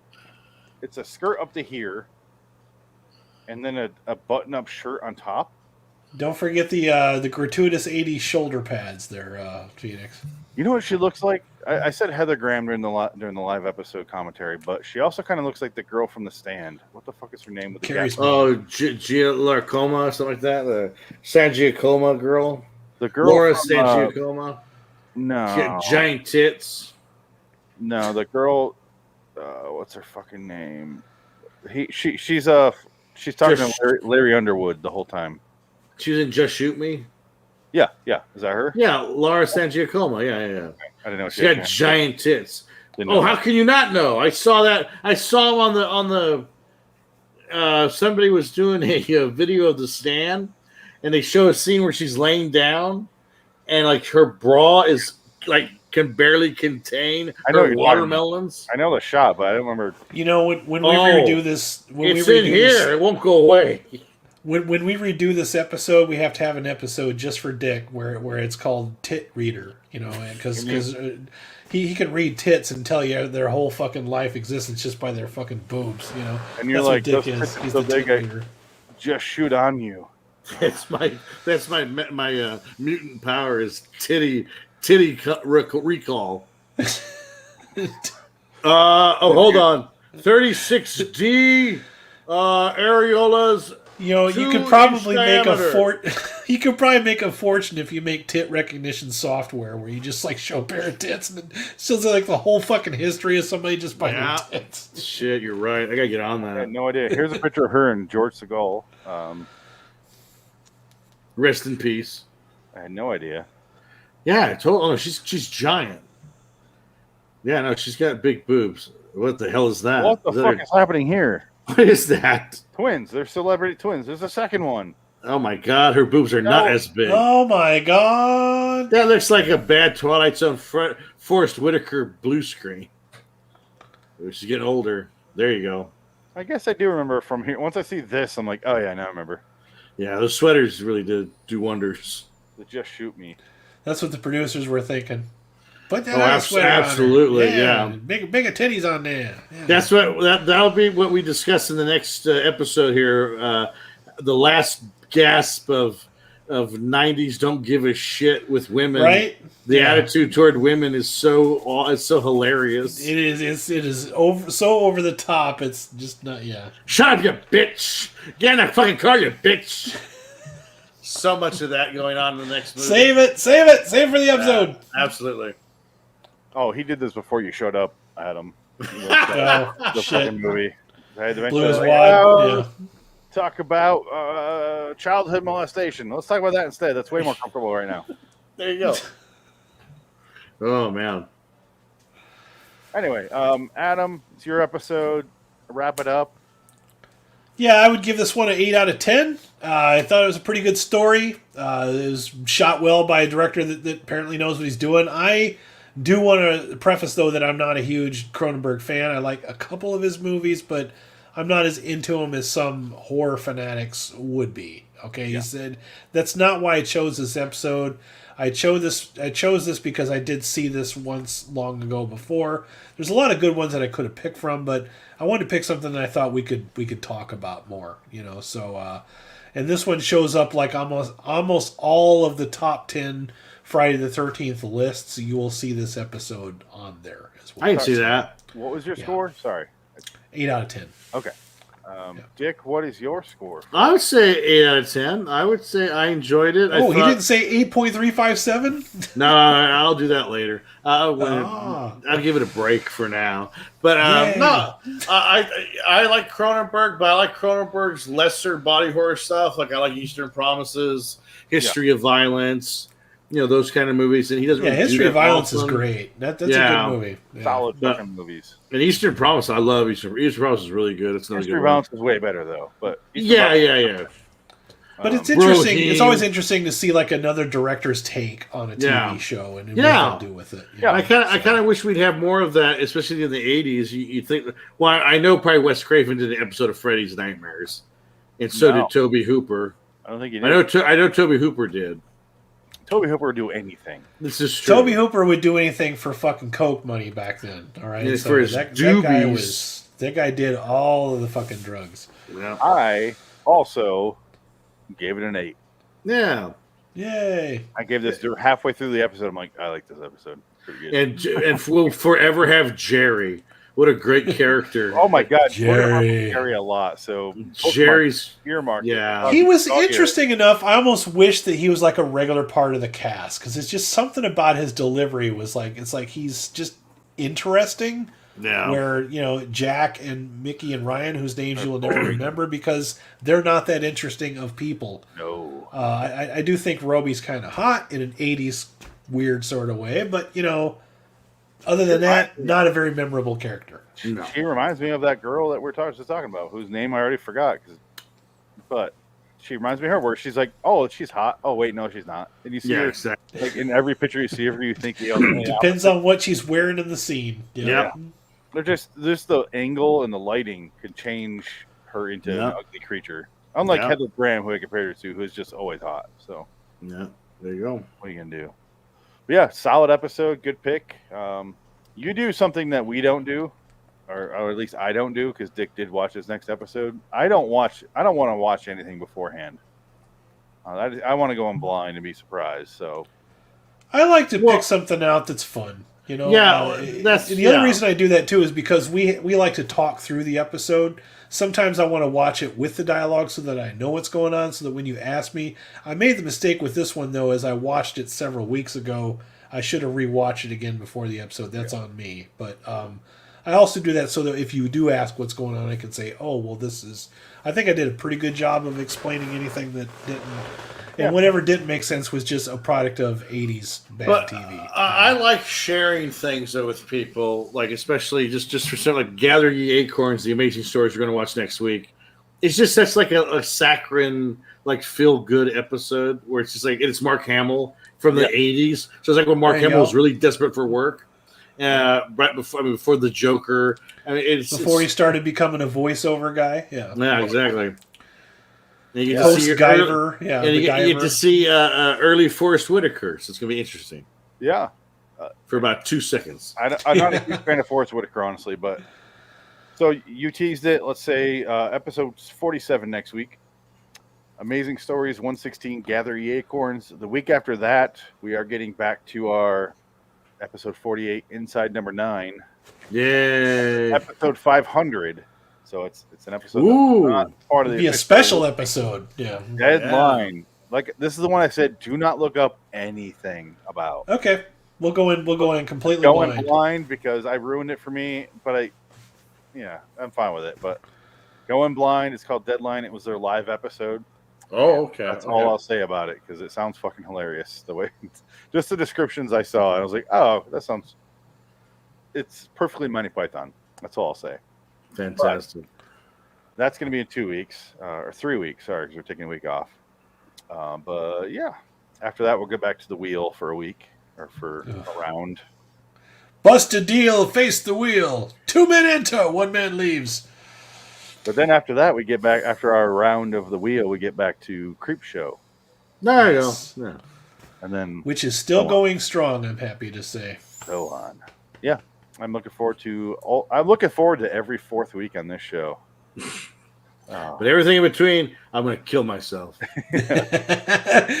We must endure the pain. It's really only 3 weeks that we have to dread, where it's the wheel picking. Yeah. And after that, You we don't get know the, what pain is. If it picks O. Henry, I'm going to come through the computer and Oh, break that fucking fuck. ball thing. you're going to come on the computer. I'm going to come on the computer, then I'm going to come over and break that ball No. carrier. It's Pull going it to here. pick suspense. Suspense. Suspense. You're keeping you in suspense. Remember The that's your large. battery. All right, Whatever guys. car you drive. Yes. Really good episode, solid episode. It went in my top tier bucket, Adam. Friday the 13th, the series 112, Faith Healer.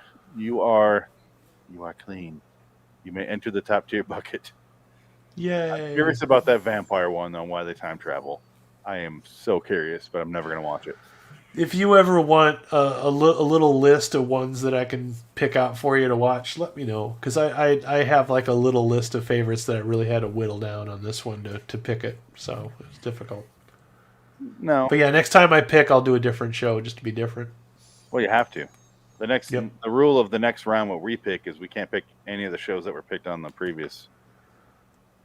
That's right. So no Creep Show, no Amazing Stories, and no Friday the 13th. You can do it. In Suspense. if you want to pick a suspense episode, I hate you, and go right ahead. No, I'm not doing that. And I hate you.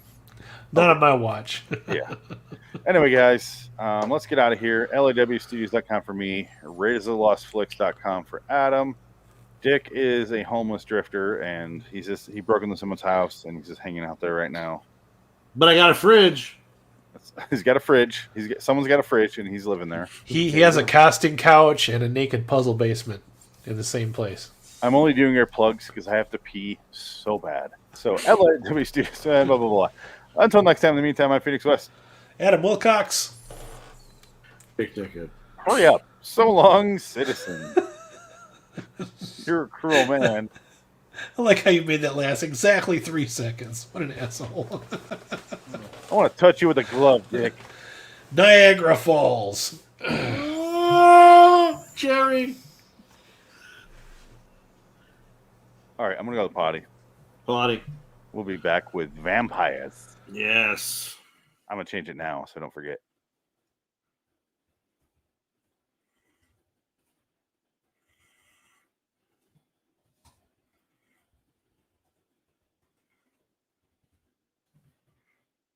I'm a vampire. I'm a vampire. I'm a vampire. Well, you get You fake don't do the teeth. Nick Cage references after I leave Mike. I heard that through my headphones. You're a dick. Oh, that's for that awful vampire movie you did? Vampire. I'm a vampire. I'm a vampire. God. Oh, Jesus Christ. What a horrible movie.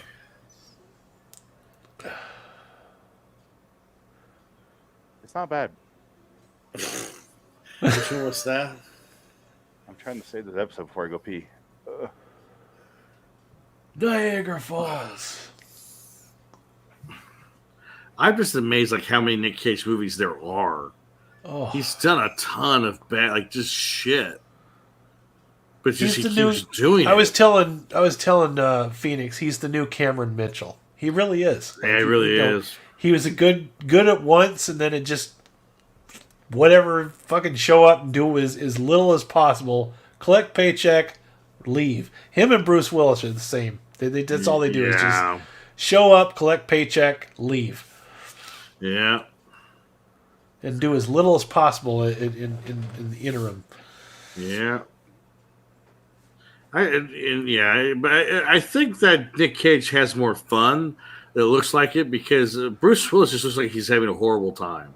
Doesn't he though? He just It's looks just like so why bored do and it? pissed off and angry. It's like just you know what? Give it You're not up. doing anybody any favors by just Yeah. giving this shitty attitude performance of yours. It's just Like, why even bothering anymore? Just give it up. I used to get excited when the Willis was in something. Now it's like, it's Nah, Bruce yeah. Willis. Give a Nah, fuck. I feel the same way about him and Samuel L. Jackson. I used to love both of those actors to death. And if they were in something, especially if they were in something together, holy shit.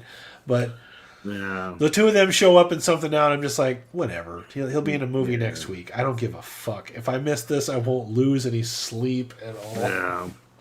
What Eastern European movie are they making this weekend to make $5 million in their bank account? It could be worse, though. It could be Steven Seagal. Oh, he's probably the worst right now. I would rather sit through 1,000 Nick Cage movies a night than sit through one fucking Steven Seagal movie. His new ones, yeah, but I like his older stuff. I don't mind. I like one fucking movie he ever did. Out for Justice. I like Under Siege, the first one. Yeah, Under Siege Mostly, is good. Yeah, not really because of Steven Seagal, but because Gary No. Busey in that Yeah. movie. Holy shit! Tommy Lee Jones in that movie. Holy shit! Everybody else in that movie, you know. Oh no, they're yeah, just no, there. Yeah. Yeah, no. The best part is the villains because they're funny Yeah. and they're the best. Watching Gary Busey and Tommy Lee Jones trying to out crazy each other is fucking worth every minute of that fucking Yeah, movie. yeah, it's fun. Stupid. That's a good one. I'm just a cook. I put my pies in the oven. I'm a cook. Just a lowly cook. Aren't you like some Navy SEAL or something? Yeah, but you got to see her big titties at work. There you go. Those Yes. are the ones you can remember. There was another. Yeah, there's titty recall right there. Man, You Erica need to Laney get or on that whatever. tit recognition software. You'll make a fortune. Wow, I think Mr. Skin got me beat on that one. Mr. Skin. Mr. Skin knows what he's doing. He don't need He's doing the Lord's work for us. Oh, absolutely. He's a hero. He's a good man. There are just important people in the world, and Mr. Skin is one of them. Absolutely.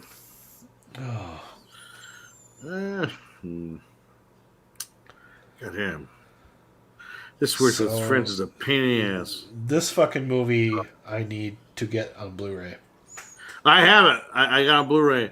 I bought it a long time ago. It was like on sale. You have Arrow or Shout Factory? They I have can't both? remember. I think it's Arrow. The one that I'm looking at on Shout, maybe Amazon Shout Factory. is Shout Factory. Or Shout Factory, yeah. No, it is It's on Shout sale Factory, right now yeah. for $20, and I'm awfully Yeah. tempted to just You throw it should in get my it. cart. Yeah. You should get it. It's worth it. $20 is worth it. That's when I buy them. If they're Yeah. $22, I'll buy them. 20 for a Blu-ray with special features is totally worth it. I just bought Last Starfighter Arrow version.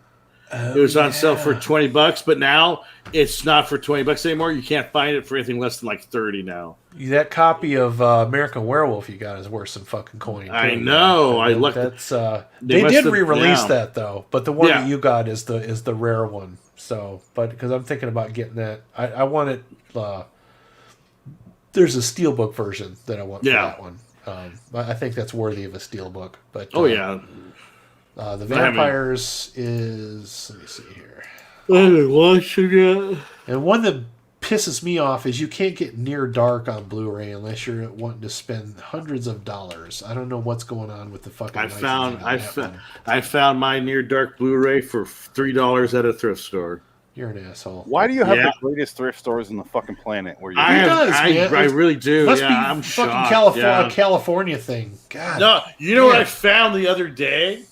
I found Cinefex magazines from 1982. You live in the middle of nowhere. Why the I fuck- know. Why are there so many good thrift stores? Where are these people coming from to sell this San shit? Francisco, LA. Tell them to fucking call me. Yeah. I found a Poltergeist Cinefex magazine. I found the ET Cinefex magazine. I got them for $0.25 a piece. Nice. And they go online if you can find them. The ET one was like $50, and the Poltergeist one was about the same price too. You know what magazines I used to buy all the time? Remember them Starlog magazines? Oh, I used to buy, yeah. I used to buy Starlog, and I used to Yep. buy the horror one too, Fangoria. I used to buy those fuckers. Yeah. I had the Fangoria for Dead Heat, and I had a fucking pinup of what's his name, Treat Williams in full fucking makeup, like half of his face is fucking burned off. Awesome magazine, man. I was like, I love that fucking movie. Everybody hates that movie. I love it. I have a fucking soft spot for it. I'm not gonna tell you it's a good movie, but fucking love it. I do. This is what Dick sent me in the box, and I want more of this. So if you Dick find in a any more of box? these, let me know. Dick in a box. Oh, It's from like pretty cool, dude. it's like from 1997. Like they had Yeah. a bunch. Yeah. Dick, you're a nice guy. I didn't They- know that about you, but you're a nice guy for sending him that. That's pretty cool. Well, I'll be fine. Give me your address. I'll send you a birthday box, Adam. You never know what you'll find. That box was. What? I told him the first thing I thought after I opened it. I go, I wish you had a subscription, like a monthly Yeah. subscription. Yeah, like So perfect. like you. If you. Well, Loot Crate, like Dick's the new Loot Crate. Yeah. Just give me a monthly fee, and I'll just send you all kinds of cool shit. Yeah. Some of the novelizations of Windwalkers and Nice. That's worthy. You need to make a Nick Cage shrine. You just make a shrine. He basically has it right there. Yeah, Sit 'cause right I there. had a buddy that has a God I of had War this shrine. Yeah. I just had a bunch I of remember vintage all those Scram ghost. stuff. Do you remember the Ghostbusters slime they used to sell in the little fucking Oh plastic yeah, garbage can? yeah. a little And orange then vial. they sold it again when the Turtles came out. It was the same fucking slime, just a different colored. It changed garbage the can. They still sell it today. There's slime for like different shit now. It's the is it? same shit. It's the same design and everything. Because my buddy's got a kid. He buys them all the toys that kids play with now, and they're just not as good as our toys. I was not a fan of the slime. I was more partial like silly putty and Play-Doh. You know, slime is just. They have. What is that one? Oh, that's right. I sent you Raquel Ramus. There you go. Yeah, It's just like immemorial toy. Yeah. Oh, that's beautiful. Yeah. See, Take good care of that one. Yeah. no one ever bought it. It was I had it in a store for months, and no one bought it. It's fucking awesome. I know There's nobody the wanted to buy genius it. behind that shit. Yeah. I have no idea. I Genius. tried to sell that for 2 years, and no one's ever bought that toy. Damn. And then you also sent me a Pink Floyd VHS. Yeah. And I'm like, yes, because Oh, it the has wall? that book in there.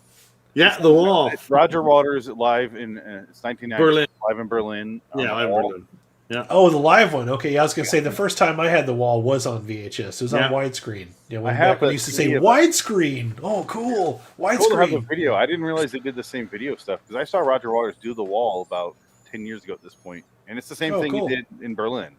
Only they updated some of the visual effects. But Neat. damn, this is the What? same thing. I just found a bunch of concert DVDs. I'm trying to sell them, but no one's buying them. So maybe you get some more Pink Floyd concert DVDs. Oh, please do. I want Live in Pompeii. I watched. I got it. I got that one. Do you remember when we moved in together, and I watched Michael's Live in Pompeii thing 50 times? Did you really? Yeah, Oh shit, that's funny. I didn't. None of these backgrounds are good for this for the 3 setup. 'Cause I have the same thing you No. do, Adam. Yeah, Love this. that one That- was pretty that- good. that right one's there. the- yeah, the that's orange pretty- one's pretty cool. I like Yeah. this one. You can kind of see this guy off to the left. Yeah, a little bit. That one's I'll better. do this one. That one's Yeah. good. You see the Indian guy who's worthless. Yeah, Night Gallery that you can't see. There you go. Twilight Zone you can't see. I have another Twilight Zone you can't see. I have Forrest Whitaker Twilight Zone you can't see. I have another Twilight Zone you can't see.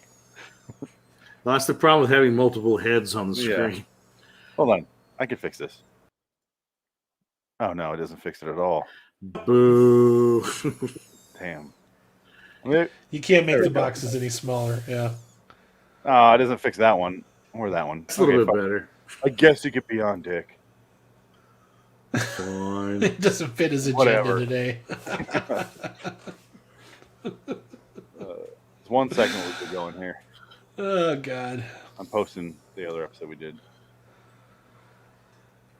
Mm. You all right? Mm. But if you ever find Frankenheimer stuff, definitely send in the block. No, I've been on the lookout. That's why I sent you the Manchurian Candidate book in there. Yeah, I have that. Denzel one. Washington. Yeah. I But have that's- a different version of that. It's the Denzel one is definitely interesting. I think I put 52 pickup in there too, though. No, Did I not do that? my favorite thing in the box, weirdly enough, out of everything, was the Oxbow incident on book. Yeah. So, I yeah. was like, how did he fucking remember this? It's a good movie. I love that fucking movie. I have it on Yeah. Laserdisc. Yeah. I love that movie, and I'm like, how is the book this thick? We're all The such movie's fucking 70 minutes. collectors. Yeah, we're just miserable collectors. That's what But we it Oh, worked. yeah. What was so perfect about it is everything was like catered to me. So it was like Oxbow incident, and then it was Cage and Ghostbusters. And, There you go. There's your new job title, Dick. You could replace Loot Crate. Just Yeah, pretty much. catering shit to people's Yeah. likes. You know, because that's the Oh, problem yeah. with Loot Crate is they just send you some random bullshit you don't care about. It's Yeah, like, exactly. How the fuck am I paying for this? I used to make fun of people with Loot Crate subscriptions. I'm like, because I went to GameStop conferences. They give that shit away for free. Oh, People yeah. are paying for No. gimmicky tchotchke shit that people give away at fucking conventions, and you're paying for it. You're getting ripped the fuck off. You know? Well, that was the whole point. they would buy 10,000 of a toy for $1, and they would just sell it to you. But the thing that kept you interested in that is they would give you one good toy every other month. I never was a That's part just of it. it. Yeah. Every year I'd go to GameStop and we'd see the fucking conference in Vegas, and then they'd always give us all these premiums, but they stopped giving us to us at the convention because people couldn't figure out how to get it home in their suitcases. So they would send the box to my fucking store. And one time those fuckers opened the shit up and they took all the good shit out of it and left me with the fucking leftovers. And after that, I was like, you know what? Fuck y'all. This is my shit. If I want to give you something, that's mine, but this is my shit. Don't be going through my shit anymore. I work all fucking year put up with you assholes, and you're taking all my premium shit, you know? Because sometimes it was movies and games and CDs, bobbleheads and shit. I'd give that shit away because I didn't really care about all that stuff. But, like the little action figures and stuff, I would want those things, Hats. T-shirts, you get all kinds of crazy shit. My editing software. Hold on, I'm almost done. Recording the podcast now, guys. Welcome to LIW John Carpenter review. Theme song. Vampires, 1998. I'm Phoenix West. Adam Wilcox. You don't know Jack Crow. Dick. Did the music not remind you of exactly the music in From Dusk Till Dawn? It was very similar. Very, very similar. When did Dusk Till Dawn come out again? That was 94? 96. Okay. Yeah. Well, it makes sense because Carpenter and Robert Rodriguez are boys. So I think it could have been an homage to Robert's music in From Dusk Till Dawn, maybe. And it's weird that Dusk Till Dawn is kind of a Western too. Yeah, not as much as this one. This is 100% a Western, but absolutely, yeah. And I like that they're both two directors that do their own music. Yeah. It's weird. I thought the music was really good because that was one of my gripes about Escape from L.A. is that rather than have his awesome score through the whole fucking thing, it's just this band and this band and this band, buy the CD. It fucking got on my nerves, and it distracted from, there's already so much shit going on, and then it's like, and now this song, and now this song, and they did that for a while. I was trying to keep score of the basketball game, and now I'm thinking about a song. Oh, man. now we're playing fucking Gravity Kills again, like anybody's going to care about them in a couple of years, fuckers. Adam, you brought up something I wanted to talk about, and it's good to get this out of the way right up front. Okay. So, the Western stuff. Talk about that a little bit, if you can.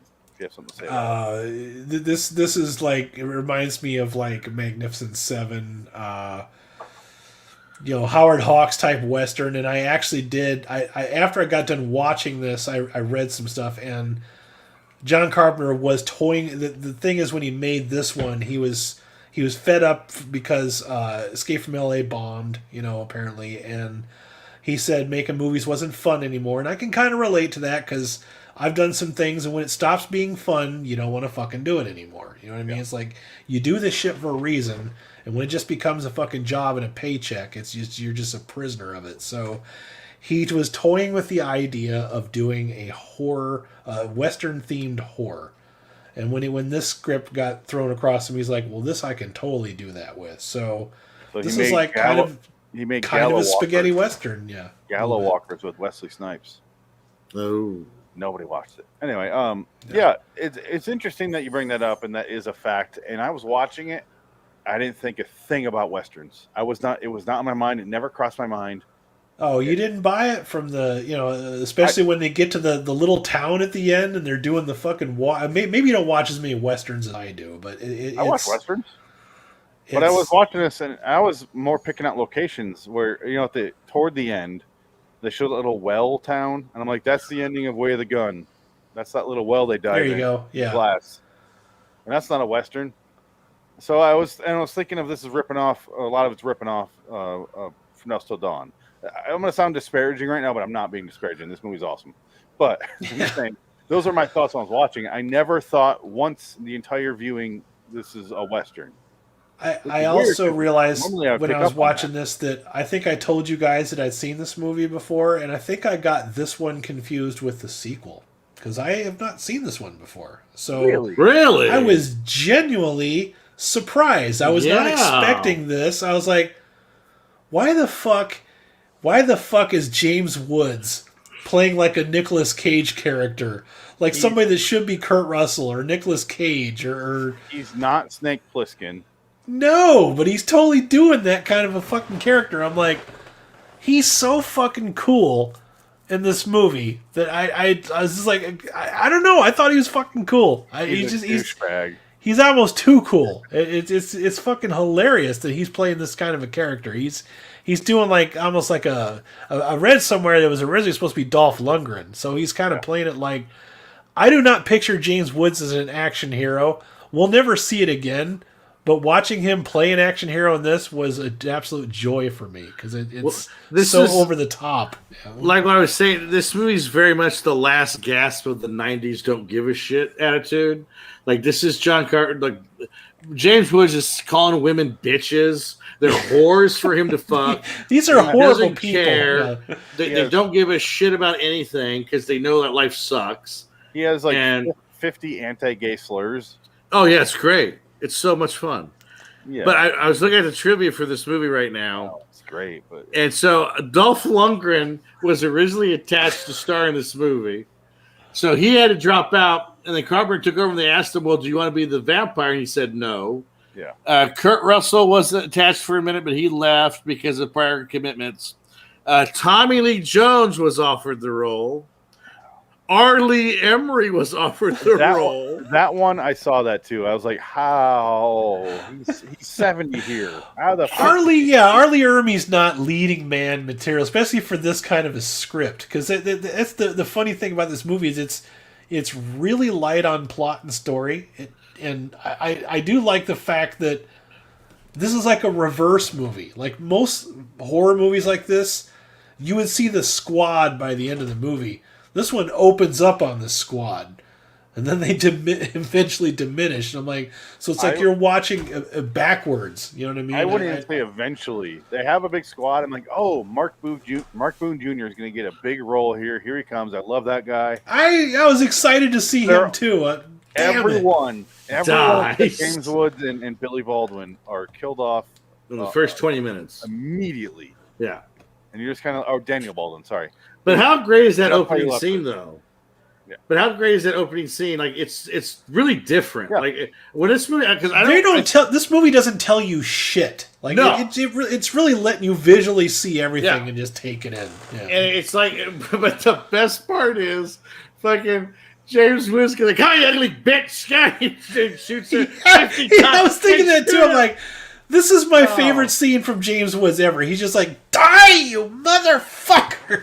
And he keeps stabbing the guy with the stake. He goes, "Oh, he smells as ugly as he looks, a fucker." Yeah, Get out of here. that was great. I Oh, don't know if man. that shit was improv, but I liked apparently that shit. it was. A lot of it was. So they said Wow. Carpenter would get one take with the script, and then Yeah. James Woods would do another take of just Because what the fuck he wanted. James Woods likes to improvise because James Wood is a genius. He's a Mensa, so he's smart. He's not a dummy. That's the thing about James Woods that nobody knows. He's a Mensa member. He is a Mensa member. But So he's also a huge fucking asshole. no, he's Yeah. I don't care. I love James Woods. That's what somebody said. They said apparently he's because I'm like, why don't we get more fucking James Woods? And then I'm like, oh, that's why. Because He's apparently difficult. he's difficult to work with. But Carpenter, being as cool as he fucking is, they got along just fine. Well, then again, I should tell you all you need to know because in Hollywood, if you get along with a Hollywood crowd, I mean, they're all assholes. Like Well, that's just it. That's probably Yeah. why they got along because Carpenter does not like don't give Hollywood a shit assholes. either. All right? Exactly. And the one thing I've always liked about Carpenter, which is why he's my favorite director, is people that have worked with him love him. Like you never see people talking shit about him or saying he was difficult. He doesn't lose his cool very often. Most people that have worked on his crew say they only ever loses it like once or twice, and You doesn't stay. He gets along with his crew, is what I'm saying. So you do see those occasional people who are like, I went to Carpenter talking about my character, and he ignored me. Yeah. That's what you see.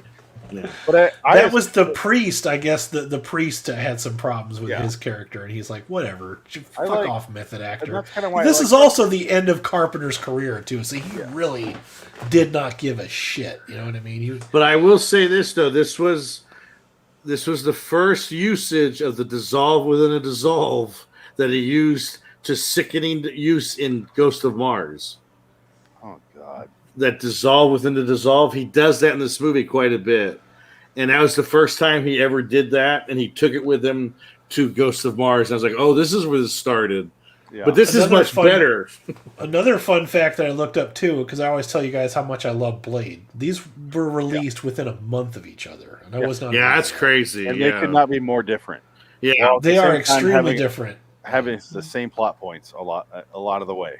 There's a lot of similarities. They're mostly action movies that have vampires as the subject material. And how hot is Cheryl Lee? Cheryl Lee. Yeah, she has a nice butt. I could tell she was cast simply off her freak out reactions in Fire Walk with Me, Twin Peaks Fire Walk with Me. It's exactly why Carpenter casted her, because he liked her in Twin Peaks. Yeah.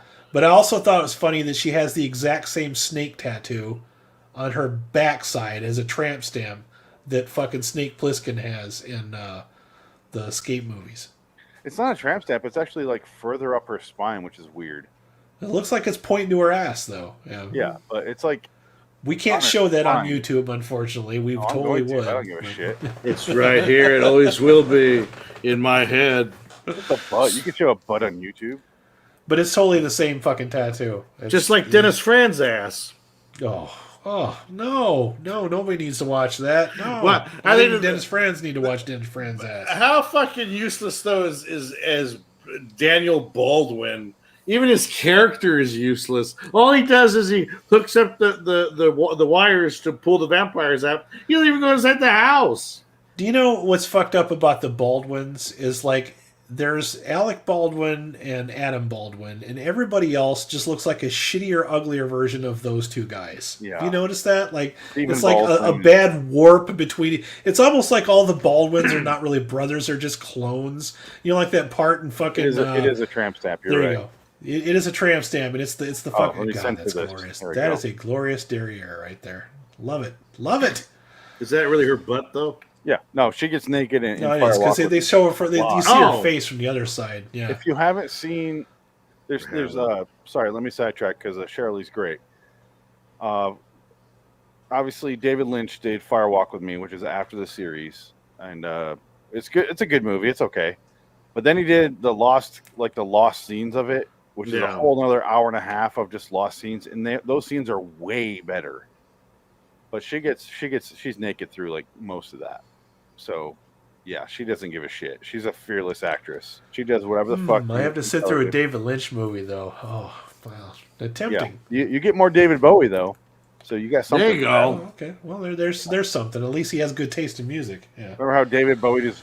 if you ever see Fire Walk with Me, he just vanishes. He, like, disappears. But anyway, David Lynch is a fuck. But... yeah.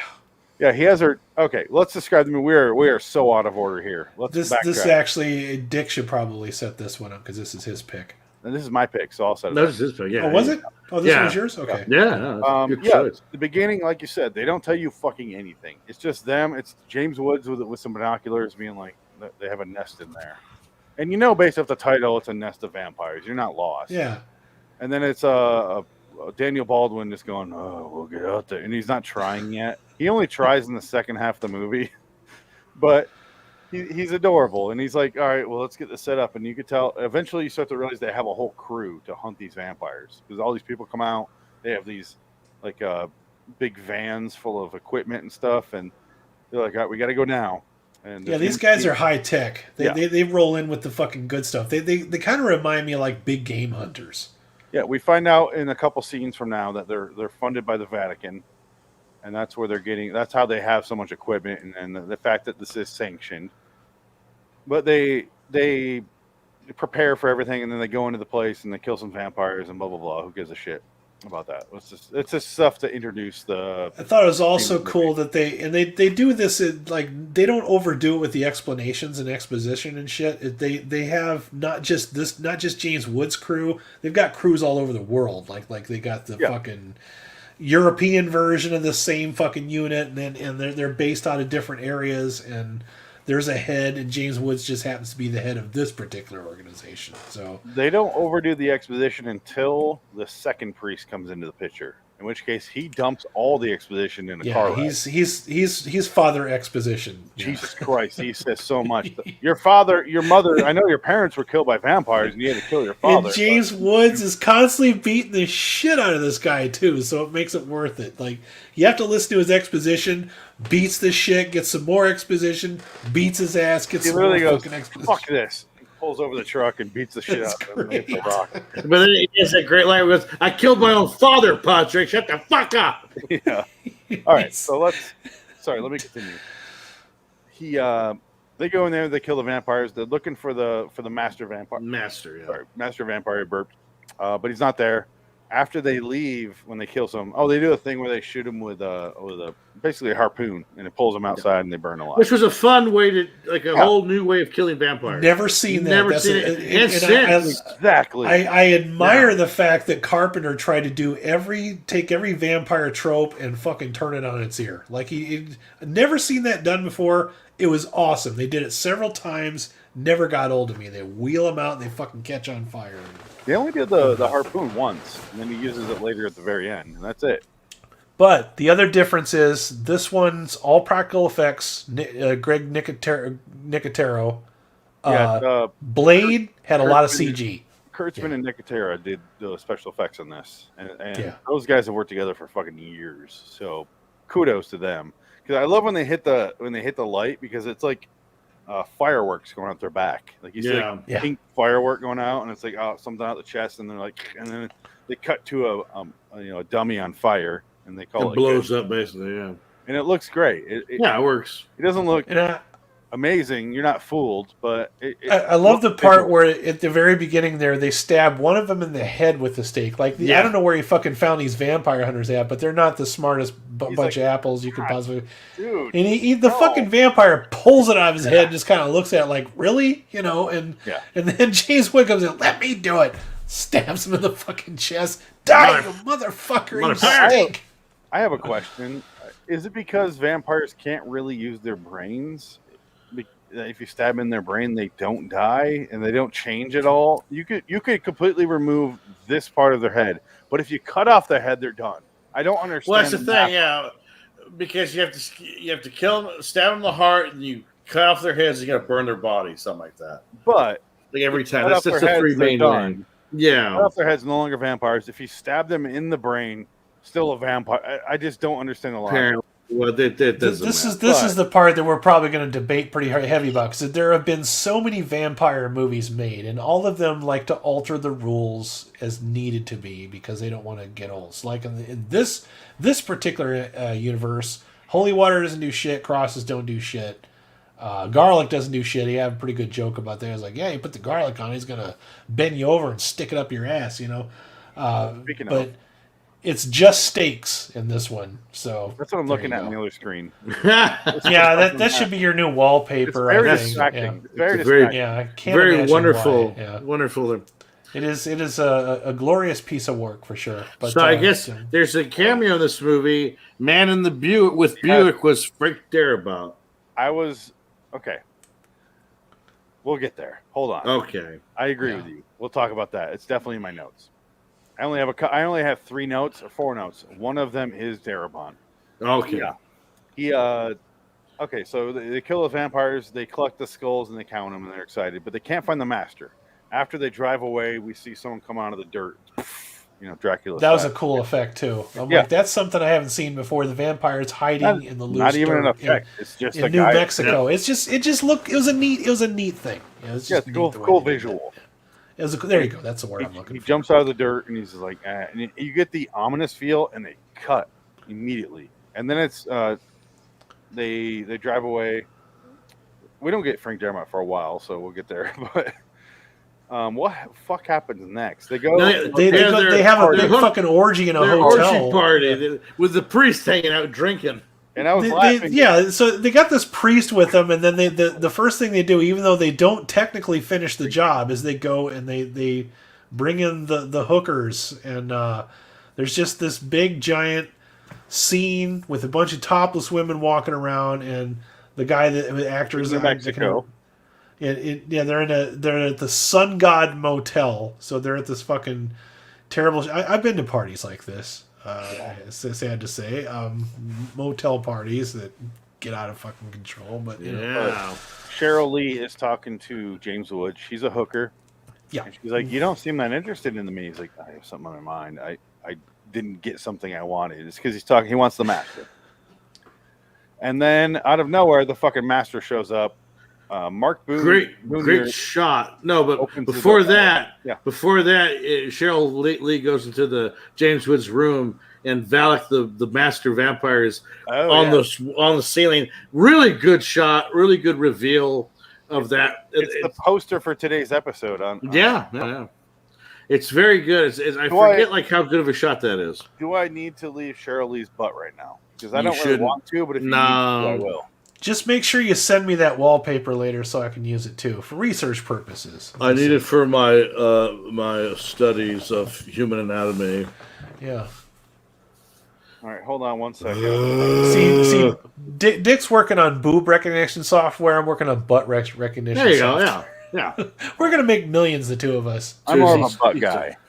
That is awesome. The Sun God Motel. Yeah. It's so fucking cheesy. Yeah.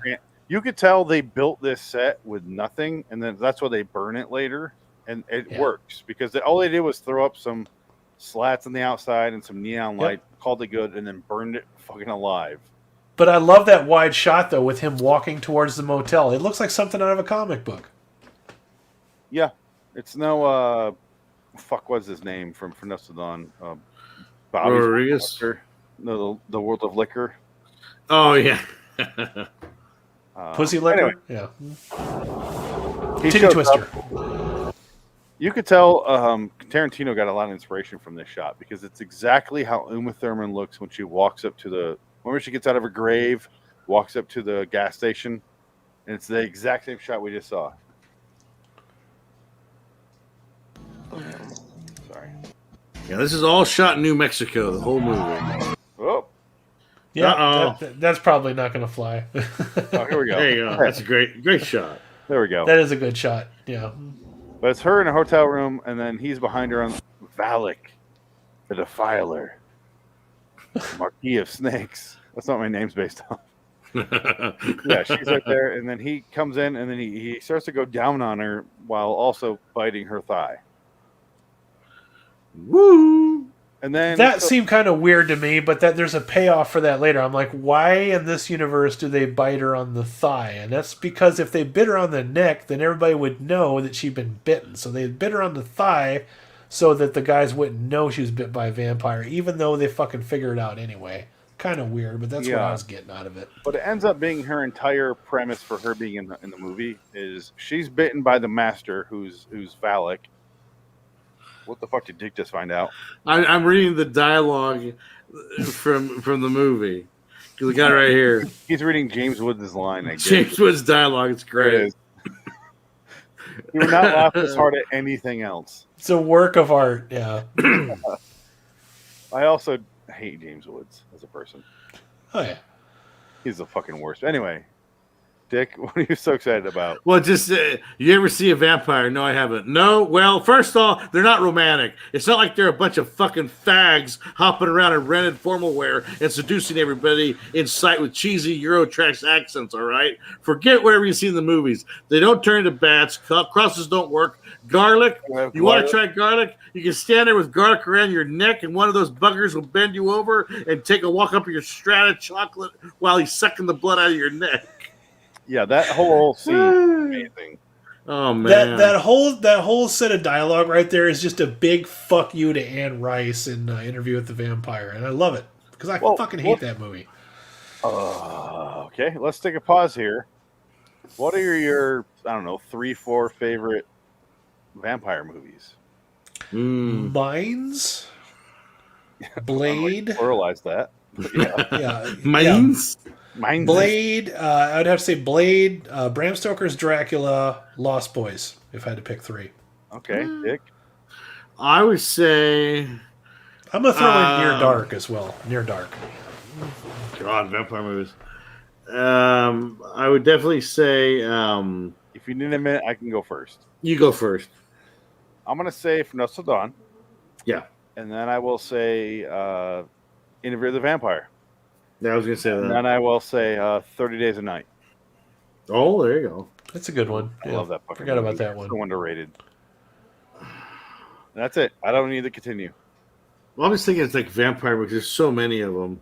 There are thousands of them. Most of them are terrible. But yeah, How many Twilight movies are there? Those. Near Dark, Yes. Lost Boys, Blade, and Breaking Dawn is so good.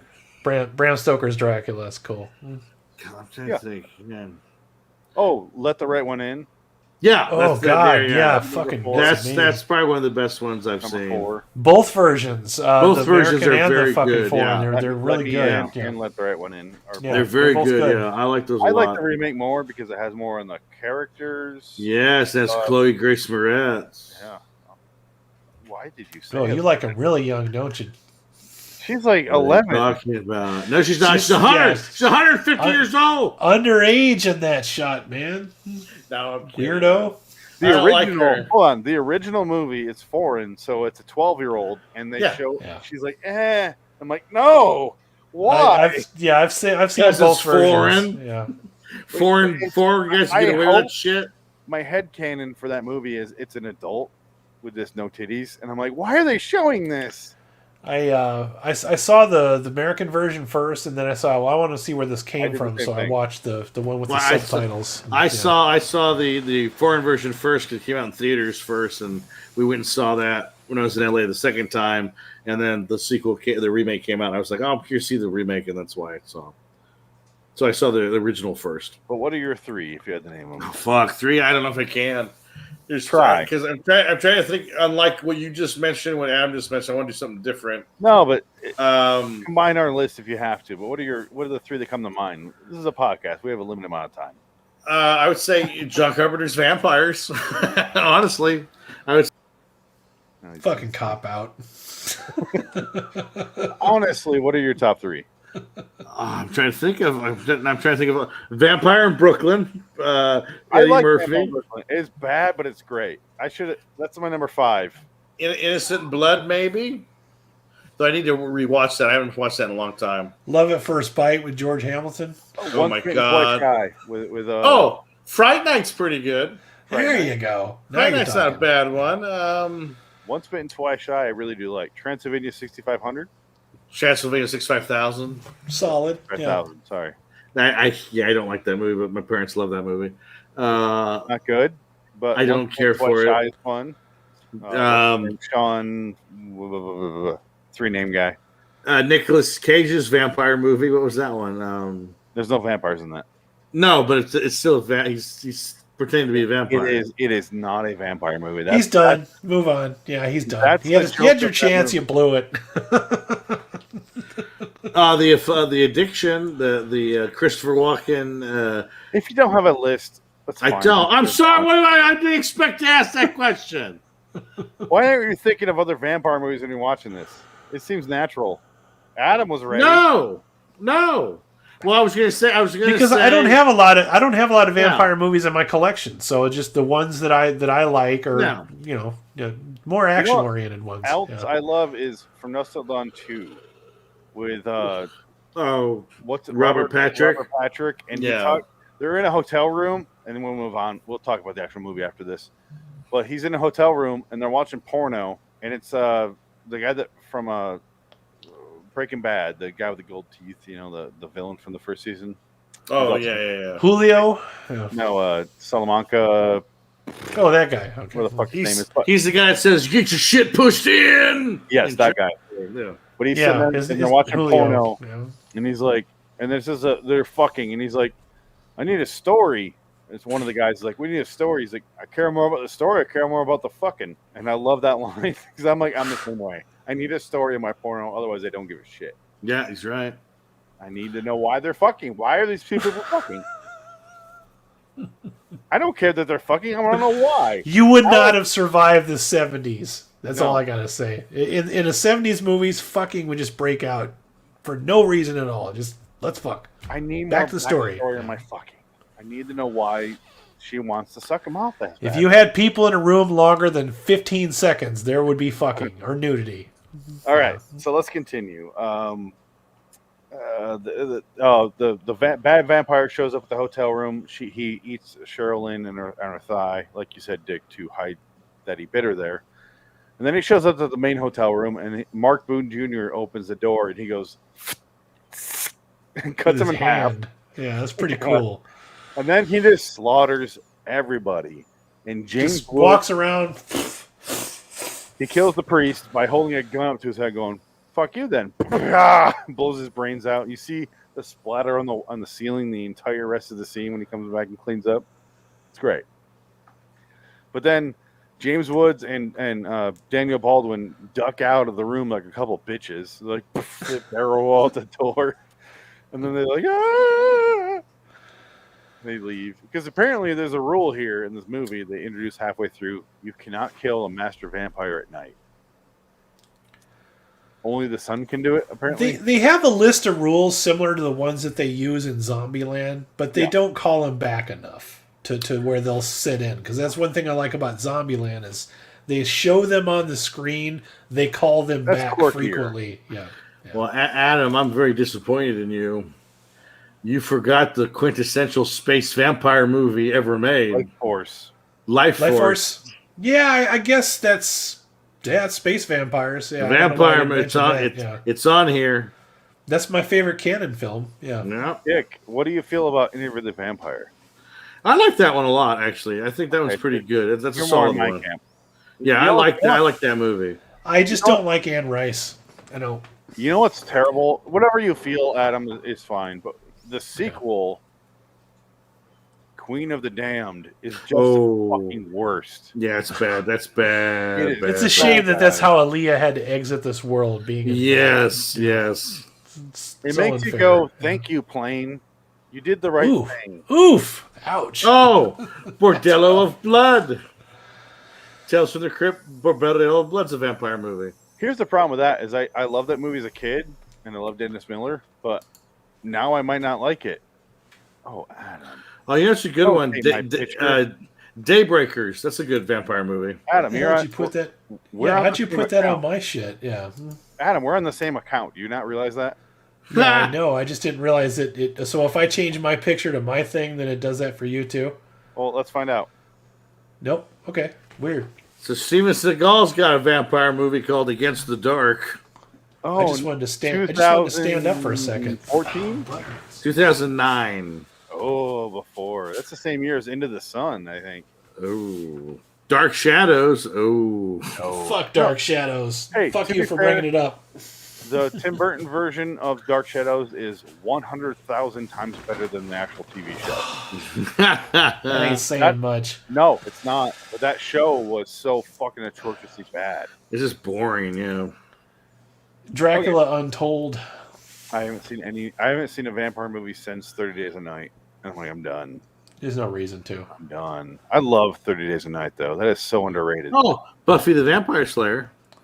Oh, shit. That's my number 3. It's a problem with vampires and werewolves is it just those things have just been done so many times it just gets lost as white noise, you know? Well, the Underworld movies really ruined it. They made like 20 of them, and they're just not very good. They are definitely worse than Anne Rice, and I think Twilight a lot of that shit started there. Yeah, Twilight killed it off. They put the last nail in there.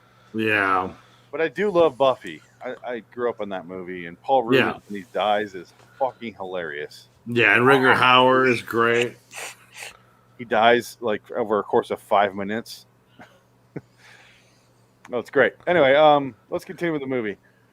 Who gives a shit? They escape. They realize Cheryl Lee has been bitten. They take her as bait because apparently the master and the person they bite have.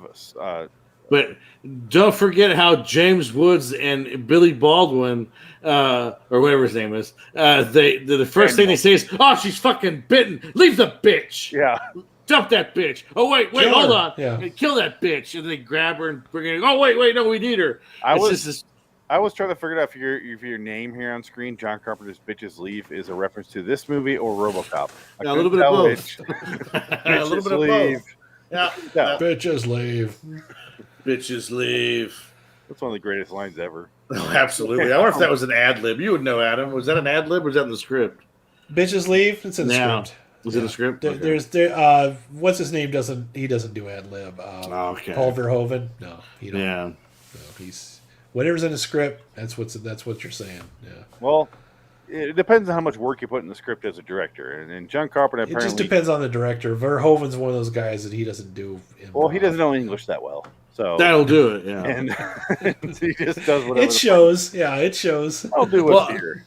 According to the IMDb page of trivia, this script was essentially two scripts, and it's based on a novel. And John Carpenter took the two scripts of the novel and put them together in a mesh. He basically combined all elements of all three. He And rewrote it himself. Yeah, and he did it uncredited. He's basically not credited for the script, but he did rewrite it.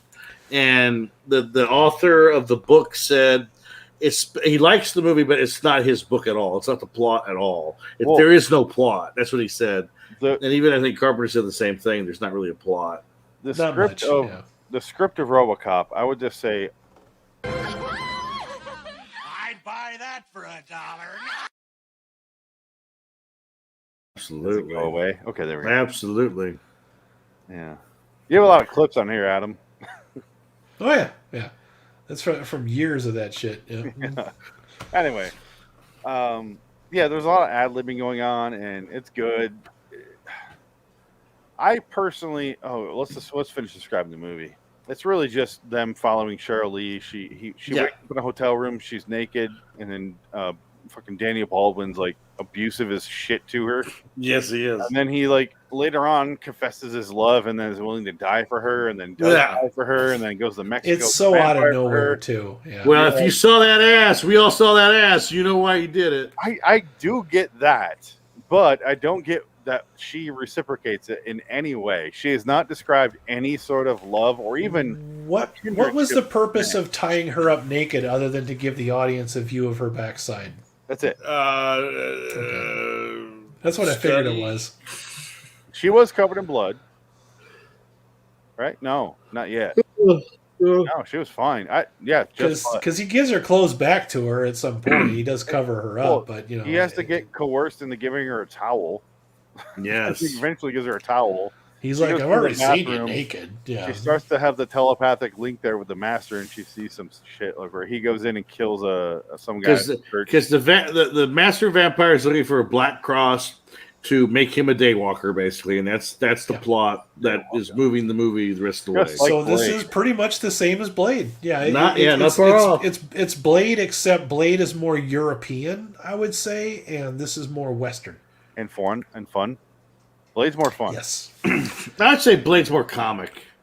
This is more Western. Yeah, Blade is comic book style but the nice thing about Blade is Blade came out before comic book movies were a thing everywhere all the time. So I honestly didn't even know it was a comic when I watched it until it said based on Marvel Comics in the opening credit. I'm like, oh no shit, never heard of that character. This feels more like a good version, good in quotes, version of Ghosts of Mars.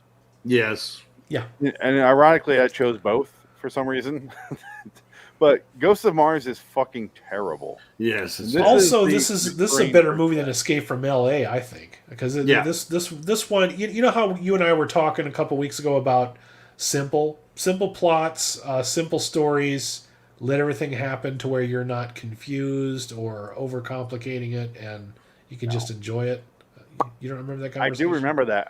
I like Escape from LA more. Oh, well, yeah. I like this way better. You are the one. All right, let me say, this is more of a Carpenter movie than Escape from LA. Escape from LA felt like a paint-by-numbers remake / reboot / sequel. This is more like original Carpenter shit. There you go. He's got to cut off the heads of all the whores and his friends and stab them all in the heart and burn their bodies. Exactly. He has to go back, and he takes all the heads, and he goes out to the desert, and he finds a giant crack, and he starts to filling in. Yeah, with that's what dirt. cracked me up. Yeah. That is the worst spot to bury them. They're gonna, and it turns out He doesn't even try. on some Yeah. heads. He didn't even try. But he's so busy up. trying to make the whole thing look cool. So it's like, I'm going to do this wearing my sunglasses. I'm going to light the fucking cigar and then throw the fucking lighter in the hotel after I poured gas over everything. But he works just so the hard in timing this of it, movie. He's working so hard. He goes in, he does all that work, and he's got to go meet the cardinal and get his new priest to help him out. And the cardinal ends up being a villain. Pause. Twister. Twisty alert. Well, I'm glad you mentioned that because one of the few things I did bring up in my notes. The cardinal is like, well, here's Valak, and we need to find out where he... For some reason, at this point, we don't know why the cardinal and his replacement priest will not tell him any information. They refuse to tell him what's going on, but they're also like, you have to solve this. Otherwise, he becomes a daywalk. No, we don't know this yet, but that's the threat. They're pulling the old army need to know shit without actually saying need to know. Yes. That's what they're doing to him. And it's Because pissing he him does off. tell him that you're a soldier. And The he- cardinal Also, did you tell missed him that, you missed yeah. a key detail too. Is Valak says You're a James Woods' crusader. name, Jack Crow. I'm like, what Yeah. a cool fucking name is that? It's like fucking Yeah. comic book level, you know. But how does he know his name? And he says somebody set me up because how the fuck did he know my name? Yeah. And the priest refused to say anything, and then he's driving, and the priest is like keeps talking and talking, and then they pull over, and then he does this. He puts a gun in his face. He's like, "Tell me what the fuck's going on." He's like, "I don't know anything." He's like, "I don't believe you, but let's continue." And then they drive, and then it's just the rest of the movie is just them trying to find Valak, and Valak he's losing his followers because he killed them all. And he's trying to recruit more to find this Black Cross, which will make him to finish a ritual. The priest eventually acknowledges that the backstory is they did an exorcism. It half finished, but it turns out it turned him evil, and it made him a vampire. He can only Reverse stay out at night, exorcism. Yeah. and that's why halfway through. So it's literally halfway through the day. It's a really convoluted backstory. So he's looking for the cross to finish the ritual, so he can walk around during the day as this vampire, which will apparently be like world domination. I don't know. But that's the setup. James Woods has to stop him from finding this cross and completing the ritual. That's as simple as I can make it, really. Well, and then what they need, the reason why Jack Crow is needed is they need the blood of a crusader to finish the ritual. And he's the one that they're going to sacrifice, basically, In the for the ritual now. the Cardinal said, like, everyone else is dead. The European legion's wiped out.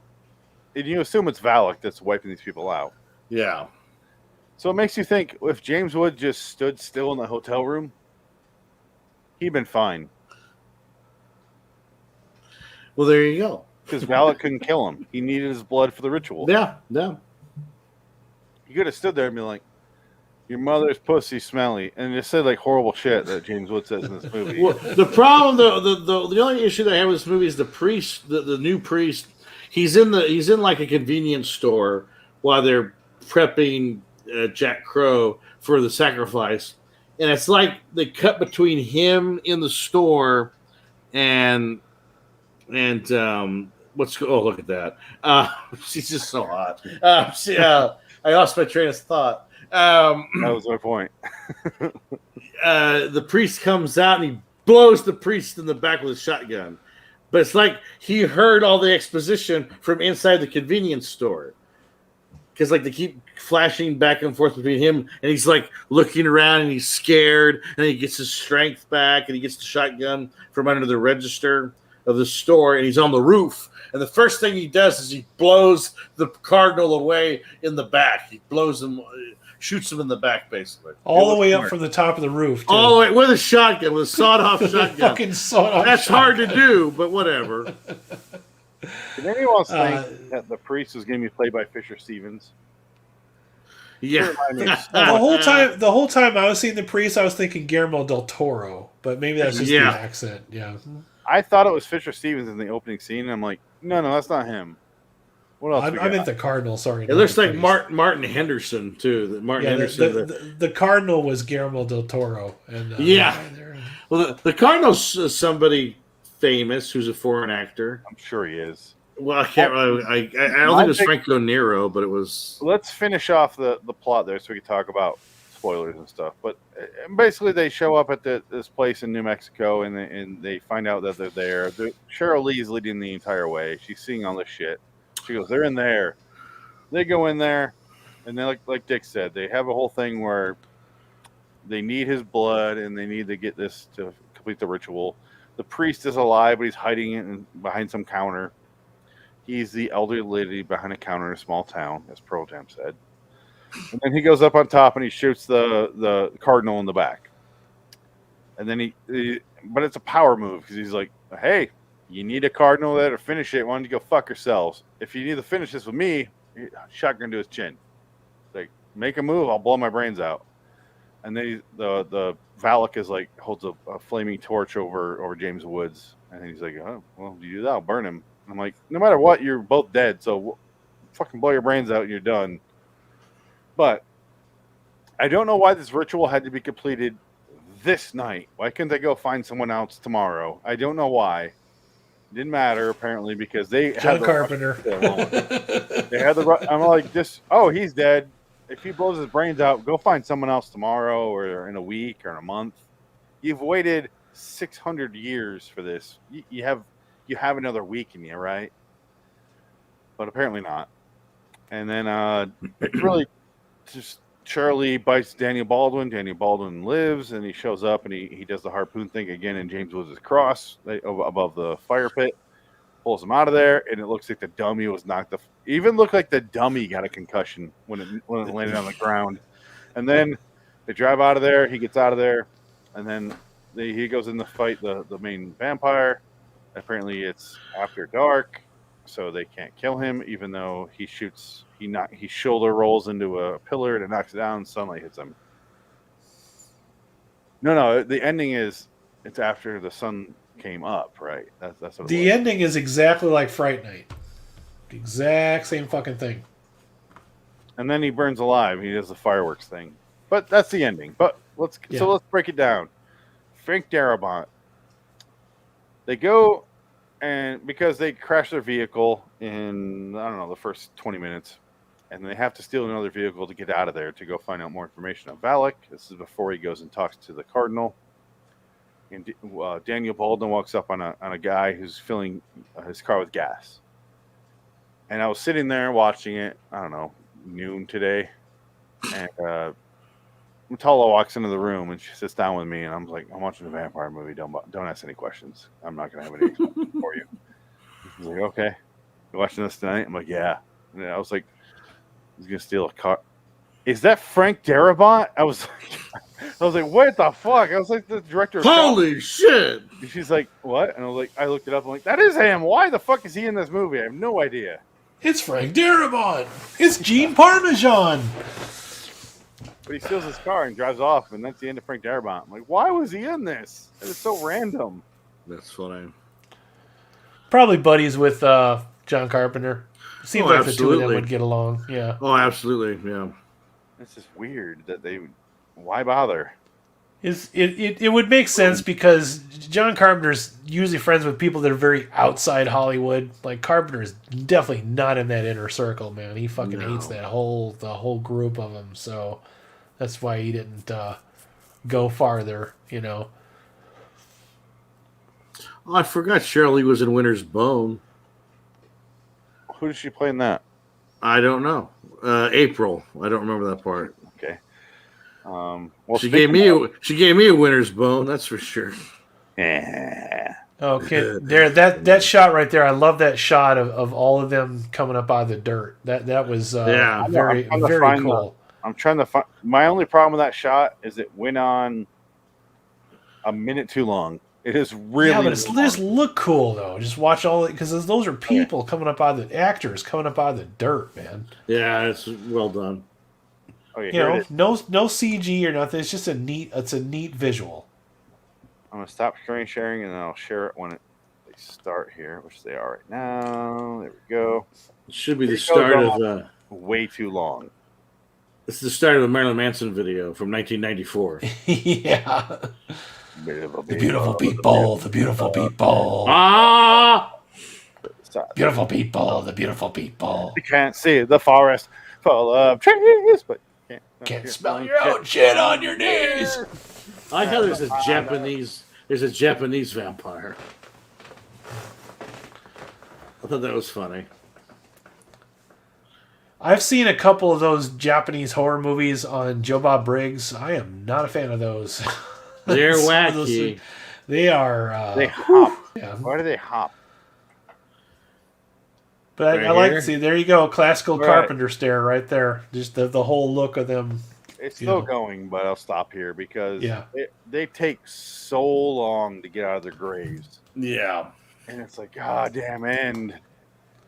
I will Well, say, this movie. I was gonna say, you bury yourself in sand out in the desert and see how long it takes you to get the fuck up out of that hole. God damn it. Yeah, but they can do it at once. They don't need to go one at a time. I'm just saying, it's an hour. Those actors probably said, "Look, if you're burying me in the sand, I want a close up, motherfucker." That's all Yeah, there is to right. it. It's probably a For sure. compromise. But it's an hour and 48 minutes, this movie. I Yeah. felt like it was 40 minutes too long. They could have cut a lot, especially in, Well, in the last third. Yeah, okay, It's the if Daniel we're talking about Baldwin stuff. yeah, the Baldwin stuff, I agree with Dick. I would cut a lot of the Baldwin stuff, especially that whole thing. And they do it twice, and I don't understand why. Where he's trying to cauterize the fucking wound with a lighter. Where the fuck did that come from? Where was that set up? What is he trying to do? Did he really set himself on fire? And then he does it later with his submachine gun. Yeah. After she bit, you missed that whole part where she bites a chunk out of his fucking neck, and somehow he survives that shit. And then he shoots the submachine gun and tries to cauterize the wound with that, as if that's gonna fucking work. Like, I'm like, where is this coming from?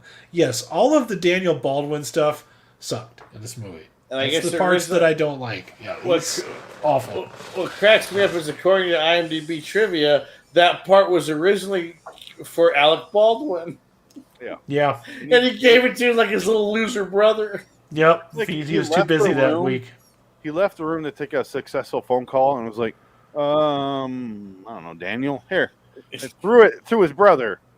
And they're like piranhas. And just He's like the what's the guy, the Joe Estevez of that family. You know what I mean? He's What? just takes whatever's left over. It's like the scene from The Dark Knight where the Joker breaks the Pill's queue and goes, "We're having tryouts, and only room for one employee. Make it quick." Make it quick. Yep. It's that. And the Baldwin brothers, like, like, I want vampires. And Steven was the weakest, so he fell to the ground. I'm telling you, man, those Baldwins are all clones of each other, and every time I look at them, all I can think of is that scene from Alien Resurrection where they have like all the Ripley clones, except it's the Baldwins, you know, and it's like there's some of them are developed better than others, and I have nightmares about the Baldwin brothers just fucking smother me, all these sweaty, hairy ass Baldwins. But it's funny because all of them have a really successful movie. Like, Steven has Real Suspects, Billy has a Backdraft, Daniel has fucking nothing. Yeah, I was going to say the one from successful Backdraft, yeah. This is Daniel's most successful movie. Alec has all the movies in the world to be successful with, and then Daniel's left with vampires. Yeah, Alex has some good fucking Scraps. movies, and so has Adam Baldwin. I've liked him in some things too. So, Adam Baldwin's not related though. oh, that's right. They're not related. No relation. He's too good looking. He's not hairy enough. So No, yeah, he's not as hairy. No. yeah. When Billy Baldwin God. is basically Alec Baldwin in Yes. 1992. yes, He just has the long hair, and he tries to be good looking, but he's kind of weird at the same time. Billy Baldwin got to screw Sidney Crawford in Fair Game. Alec Baldwin got to screw Kim Basinger in the Hit and Run movie or whatever that was called. Can you imagine how terrifying a Baldwin family picnic would be? Like they're all out by the pool with no fucking shirt on, with them hairy fucking chests, all of them. Like he could braid their fucking chest hair together. Jake Gyllenhaal is a close second to that hairy chest game. Stephen He's Ball. got that Austin Powers fucking chest hair. I'd fit right in with the Baldwin family reunion shirtless contest. They're all doing. I'm like, cocaine. oh look, it's a Yeti convention. Hi. All the Baldwins are doing cocaine, and then Stephen Baldwin won't quit reading from the Bible. Hey, They just got skateboard. cocaine in their chest hair just piled up. And they're all talking like this to each other. And Oh Stephen God! Baldwin's like, Oh, oh, ugh. yay, says the Lord. Hold on, guys. It gets better. And you keep reading. Shut up, Steven. Why the fuck are you here, Stephen? Get out of here, Steven. And Stephen Yeah. Baldwin goes, at least I'm in a good movie, Billy. When Daniel Baldwin's on screen is where the movie drags for me. Like, Yeah, you don't big like time. the part where the people are coming up out of the hole. For me, it's every line that Daniel Baldwin's delivering. I'm like, But why are you here? That's 12 minutes they could cut right there out of my 40 that I said. That is 12 minutes they could cut. Get rid of this extended vampire rising sequence. Cut it down to 12 seconds and you're fine. You don't need a minute and a half. And then Well, it's You just a know lot what of that scene was that. missing, man? Somebody needs to recut that whole scene with "Hey man, nice shot." And just that's Yeah. Get Topher Grace on the phone. It's just Yep. you can cut a lot out of this movie, and because even the scene where he's cutting off the heads of the vampire of his posse, of his pack, that is way too long. Yeah, it is. God damn, cut this down. Of all the fucking things to do, a montage, him cutting heads off of hookers and the what's left of his fucking team. That could have been 40 seconds. Instead, it's 6 minutes. And you're like, I would rather had "God damn, another dude." montage of them killing vampires. Yeah. That was another cool thing they did too. Is they got the hookers and they're trying to show off. Like, well, so what do you do for a living? Like a hooker would really give a shit. You know, Yeah. you're paying me. What the fuck do you care? Oh, I kill vampires. And, no, seriously. And they're like, no, really. We fucking kill vampires and we kick the shit out of them. I love that fucking line. I did like the second part of that line where Bobby, what's his name? Mark Boone Jr. Mark Boone Jr. Yeah. He goes, we know there's a hell and a devil, and we know there's a God, but we don't understand God. Yeah. Can you imagine if they rebooted this show and it was like a prequel and you had Mark Boone Jr. through the entire fucking like season, to him being a vampire hunter? That would be so badass. But Mark Boone Jr. is too old to be doing that now. He's so I know, great. yeah. He's I loved him in Sons of Anarchy too. He was great. Oh, he's great. He's a good Batman character actor. Memento, Batman Begins. Oh yeah, he's great.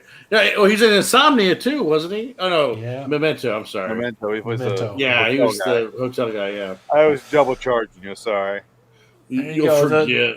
The slow version of James Woods getting his nuts barbecued on a crucifix. Come That'll on, never get Padre, old. my nuts are on fire here. Yeah. Cheryl Lee's a vampire now. Martin Anderson. Cheryl Lee makes a really cool vampire too. Finish it! No! Come on, Padre, the nuts are on fire here. No, you gotta go to the scene where Billy Baldwin saves him by shooting the cross with that arrow and dragging it off with It's really bad. James Woods attached. It's comically fucking bad when that cross hits the ground. He's just pulls it Oh my behind. god! I was laughing out loud. Even the mannequin got whiplash. Oh, so funny! It was just like, oh my god! I didn't realize that was so bad. It's playing on the side here. I'll let you know when it gets there. It's coming up. Oh, so good. Yeah, it hits the ground so hard that the mannequin is like, "Bah, bah, bah, bah, bah, bah, bah." Like if any human stuntman was on that cross, they'd be dead. Hashtag mannequin rights matter. Every bone in their body would be shattered. Well, it turns into slow motion while William Baldwin here, or Daniel Yeah. Baldwin shows up, and here we go. Funk. But here we go. Here it is. This is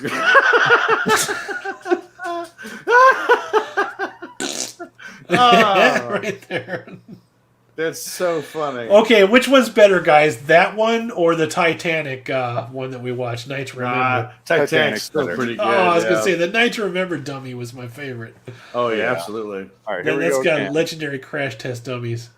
I'm gonna Why pause it. do they chose for slow motion? I don't understand that, but All right, here we're gonna watch it unpaused because it's fucking hilarious how much his head bounces. Ah!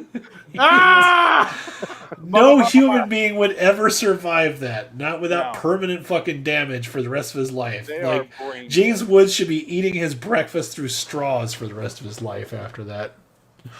He's like, Baldwin saved me. He should be like the Jerry from the last episode we Billy did. Baldwin. After. He should be bitching about it on the way down the road. Can't believe I was saved by Daniel Baldwin. What the fuck? What the fuck has my life come to? Come on, Billy. I'm Daniel. Yeah, whatever. He has like a weird headshot of Alec, and he's like Yeah, putting it over exactly. Daniel's body. Thank you, Alec. I appreciate you saving me. Now I feel respectful of this. It wasn't Boone. It was a fucking Baldwin. God damn it! That they should have reversed the roles. They should have had Boone playing Daniel Baldwin. you know who It they- would have been a way more interesting movie. Carpenter originally wanted Bruce Campbell for that role. What the fuck was Bruce Campbell doing? Was he busy? What would you do with Bruce Campbell and James Woods doing what James Woods does in this movie? It'd be a little bit too much. Yeah, a little bit too much testosterone there. Yeah, Your You don't head take would so much. Your head would explode. I mean, your dickhead would explode. It'd be too much. Also, of that. as much as I love Bruce Campbell, he's very one note. He's just Bruce Campbell in everything. So Oh, yeah, absolutely, you know, just it would detract from it. You know. Yeah. All right, guys, this is a fun movie, but let's get on to the brass tacks here. What do we rate this motherfucker out of 10? Rewatching it again and enjoying it even more, I'm going to say I give it an 8. I really like this movie. I'm really this is John Carpenter's last hurrah. This is like the last movie that he made, which was successful, by the way. This was the last This successful one made movie. a profit. It got a sequel, and I would also agree with you because I also gave this one an 8. This is definitely upper tier Carpenter. This is fun. I'm just pissed that I never watched this sooner because I guess I always just associated that this was one of his lower grade trashier movies, so I just never gave it any attention. And maybe it's just that it's held up better over the years, or the fact, like you said, it's a very end of the 90s type movie, but it was so fun that I actually backed it up and started watching it again because I was getting a kick out of it, you know. But yeah, this is upper tier Carpenter. You could tell he was having fun making this. This is kind of like, you know, you got your cerebral Carpenter, which is like The Thing and They Live, and then you've got your fun action Carpenter, which is like, you know, Escape from New York, Escape from LA, and Vampires. And so this kind of falls into that camp. But yeah, I think it's an 8 for sure. Interesting. All right, so you guys got 8. I like the movie. I do enjoy it. When I was watching it, I'm like, oh, this is fun. But it's only 6 scenes that I thought were really fun. So overall, I was like, I watched this movie a bunch growing up, and then I didn't watch it again for 20 years. So I did give it a 5. Wow. That is only I was because expecting at least a 6. Yeah. Wow. well, 6 is what I feel like if it was edited down to an hour 25, hour 30.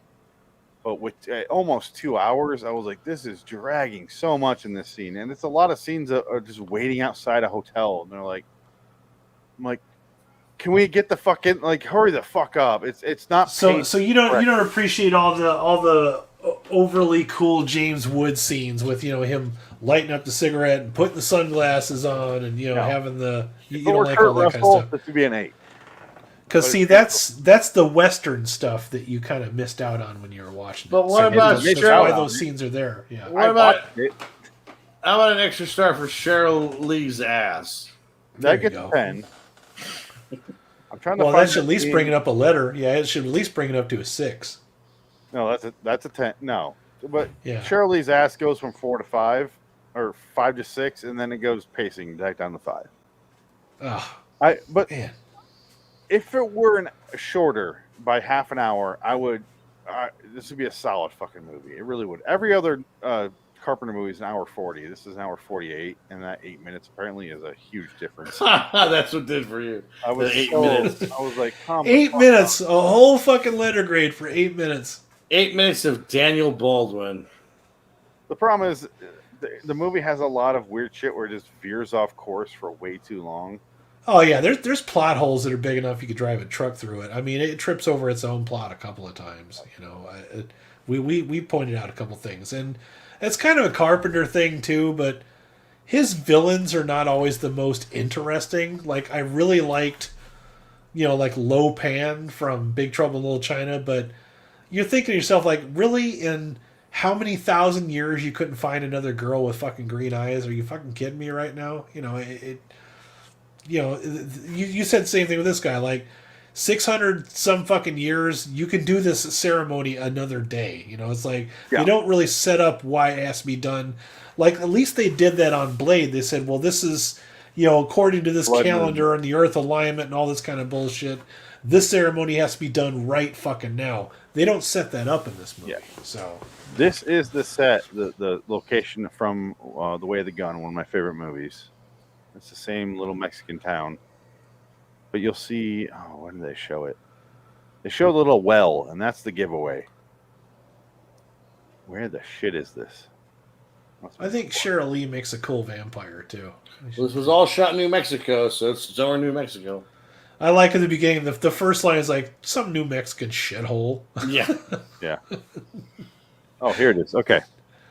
So, Dick, you've seen Way of the Gun. Oh, yeah. It's the same well. Yes, it's very similar. It's the same thing. It's the same set. Same Is it? town, yeah. Yeah. Because remember all the broken glasses in here and then they have to die? Yeah, he shoves it. Oh! And they run out here at the end. But it's the very end of the movie, and Way of the Gun is great, and you're just like, oh, they're fucked. Yeah. That's a great movie. I watched that one again. I got to dust that one. I got to find it, though. I don't think it's on Blu-ray. I used to have it on Blu-ray. I don't know. I got to look that one up. Early Blu-ray. But anyway. Yeah, I am probably being a little low with the score. I get it. But it had some problems that I couldn't ignore. I did enjoy the parts that I enjoyed a lot. Right. But it was so few and far between for me. And they spend way too long just like talking and like stuff that isn't developing the plot. That's my biggest problem. They talk about shit for so long that I've already heard. The Cardinal reveal that he's evil at the end. They're like, you didn't suspect me, did you? I'm like, he suspected him from the very fucking beginning meeting. Yeah, he was shady as fuck from the get-go, just for being part of the Vatican to begin with. It's like, we know they're corrupt. We knew he was evil, and then we find out he's evil, and it's supposed to be like this big reveal. I'm like, I already knew. What the fuck? You said he was evil. No, what? And I was so... It ruined my experience for a lot of the movie, but 5 is not a bad score for me because this movie is enjoyable. It's just, for me, it's not a quality. I don't doesn't have that rewatchability factor because I wouldn't mind sitting through this a couple more times, but that's also because I'm discovering it for the first time. So Well, again, it's like the Prince of Darkness factor. I think you see it multiple times, you'll like it more each time you see it. I've seen vampires I don't know how many times. Well, that's when you were young. I agree, Dick. I've seen Prince of Darkness like 4 or 5 times, and I think I like it more every time I watch it. Yeah. But it just, I don't know, it had some issues with me. But again, I'm on the borderline of 5 and 6, so it's definitely there. But I just want to watch an edited down version of this, and I'd enjoy it way more. But call Topher Grace. Clearly, I'm in the minority because you guys both give it an 8. So, Adam, you did pick next week, not next week, but the next episode of this show we're going to do.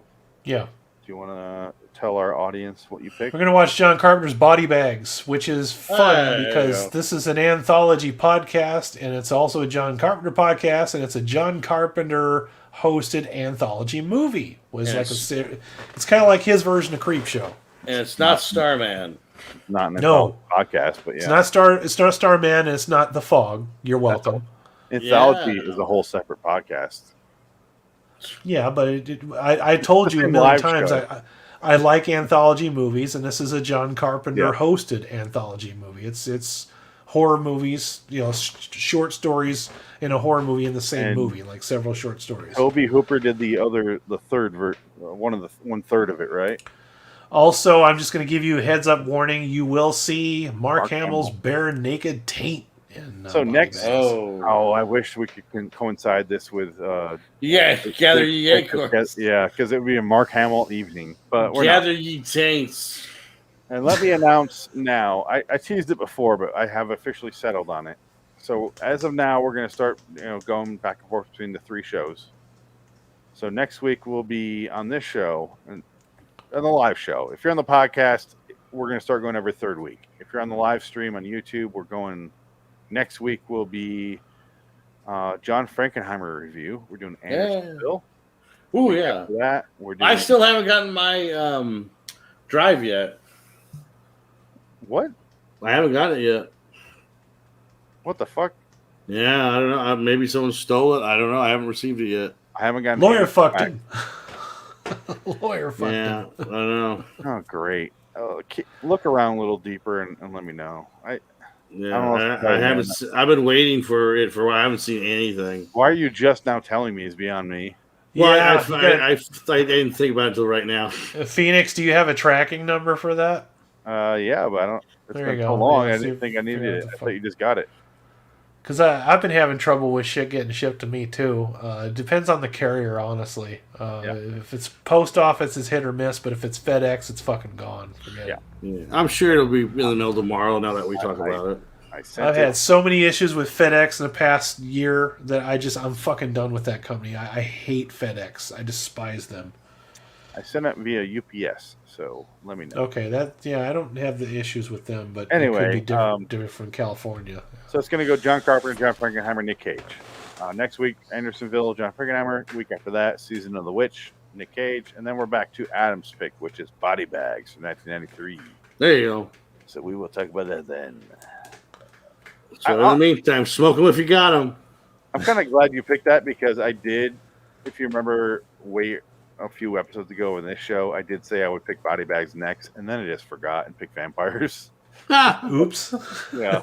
Well, whatever. But that's okay. I enjoyed this a lot more than I thought I would. I was genuinely surprised and entertained by it. I wish I would have saw it in the theater. I don't know where I was when this came out. I'm not sure why this flew under the radar.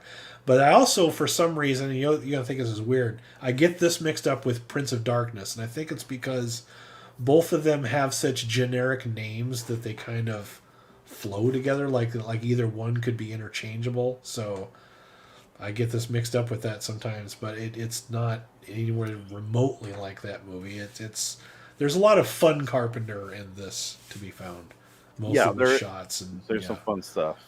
There's the goofy callback dialogue thing. There's that with the whole "you got wood." When I was kicking the shit out of you, did it give you wood? Did it give you a little mahogany? You know? None of that worked for me. No, none of it. Not one line of it. It's just so fucking off color. Maybe it's because the fact it was coming out of James Woods' pie hole made me laugh. Well, I don't know. Well, for me, it didn't work because I saw From Dusk Till Dawn, and George Clooney's lines are fucking hilarious. And I watched it, I'm like, none of this is working for me. Yeah, I can see that. Like, I don't. But psychos do not explode when sunlight hits them. I don't know what the fuck they are. It's one of my favorite lines of any movie. So. Yeah, it's definitely. I'm probably a little more distracted than you guys because I was comparing it constantly to From Dusk Till Dawn. Yeah, that's unfair. It is, but it came out after, so it's fair. Yeah, yeah. Anyway, let's get out of here. So LIWstudios.com for me. Rare'sLostFlix.com for me. And Dick's Loitering in Wonderland, John Carpenter review show. You say it almost correctly on the show that we're actually on. Yeah. He sounded like that guy from that Friday the 13th episode we watched. Yeah. Jack. Disease you, Jack. I'm going to shoot you. You I got legions on my sweater chest. LIW did Twilight Zone review. You can say anything about the Twilight Zone review show. LIW Anthology series review. Yeah, that's a good one, too. Nah. I like my Anyway. hand. Let's get out of here. So until next time, in the meantime, I'm Phoenix West. Adam Wilcox. Ticket. So long, John Carpenter. So long, citizens. So I'll long, see you later. You right-wing fuck. I love westerns. I wish I got the Western stuff when I was watching it. I just didn't. What's the Western? The music and the fucking wide views didn't. No, that. New Mexico in general. No, it made me think of From Dusk Till Dawn and then Way of the Gun. That's all I Yeah, got. there you go. The way he lets Daniel Baldwin walk off, but tells him, "I will find you and I will kill you and her too." You know, yeah. That You part. see, And just shoot him right there. I feel like Way of the Gun is a western, though. I don't know. I get that vibe from it. The ending. Well, the whole movie is pretty much like all criminals are all after each other, and it's like he's the big baron is. So picture that scene where they jump out of the car and they let it ride, coast on its own. That's a horse. Sure, why not? Yeah. All right. Yeah. I'm not going against you. I'm just saying that. I mean, it's no Moon 02, but you know, hey, Hey, at least it ain't Ghost of Mars. exactly. it's no paint my wagon. Oh No. God. Oh. Paint your wagon and come along. Yeah, The Simpsons get a great version of that. That might be the Beguiled might be the worst Clint Eastwood movies ever. Oh, You said it Beguiled. I don't know. Beguiled is kind of ahead of its fucking time. hate it. Two Meals for Sister Sarah. Come on, That I love one, Two Meals didn't for see Sister that. nobody saw it. But Anyway, then again, it's also because I got a crush on Shirley MacLaine. so long, Ooh. citizens. Bye. Podcast. All right. Peace. Jack Crow. Jack Crow, we'll be Fucking- back and Escape from. Oh, sorry, no, different movie. Too fucking cool for school. Jack Crow in Escape from Nantucket. There's so many Carpenter movies though that would be improved if you just reshot them with Snake Plissken as your protagonist. Can you imagine if he was the main guy in They Live and he was the main guy in Vampires? And, Oh God, good stuff. Well, I guess this was the only movie in the '90s that made money for John Carpenter. Yeah, poor guy. He Yeah, really it just sucks. he just gave up. Yeah. What else did he do in the '90s? '90s it was Memoirs of the Invisible Man, which is just awful, but it's not John Carpenter's No, fault. I'm not looking forward Body to that. Bags. I've not seen Memoirs of Invisible Man. I'm not looking forward to And it. then it was This is Road Escape to from the Damned. Oh, that's right. Yeah. Oh, Mouth of Madness. That's right. Shit. Mouth of Madness. Yeah, that's true. Oh, you did quite a few A movies. lot in the of 90s. those ones that flopped though found their audiences later. Yeah. I mean, I love The Mouth of Madness. That's my favorite John Carpenter movie. Escape It's a good from one. LA. Well, I'm sorry. The Thing and in Mouth of Madness. They're the two. Top 1 and 2. That's cerebral Carpenter, you know. Yeah. When he's doing his Lovecraft. I'm thinking shit. about a song from music. Oh. Well, the whole movie. We good. Cool. Moon 02. All right, guys. I will see you next week. See you later. Be careful, man. Be safe. Well, next week we'll be here. Oh, that's right. I forgot we're taking a week off though, right? 2 weeks from now. Yeah. 2 weeks from Yeah. now? Okay. 2 weeks from now. All right. Next week for a Frankenheimer movie. Yay. It's a good one though. I'll probably, if I don't get my hard drive, I'll just watch it. I'll buy it on pay-per-view or whatever. Why I'll the support fuck? that. You're not going to get it apparently. Apparently not. I don't know what's going on. I gotta check. I don't know. Maybe you said it was UPS. Maybe they just dumped it on the side. And USP. Oh, UPS. Okay, yeah, it was UPS. Maybe that's what they did. I'll look around.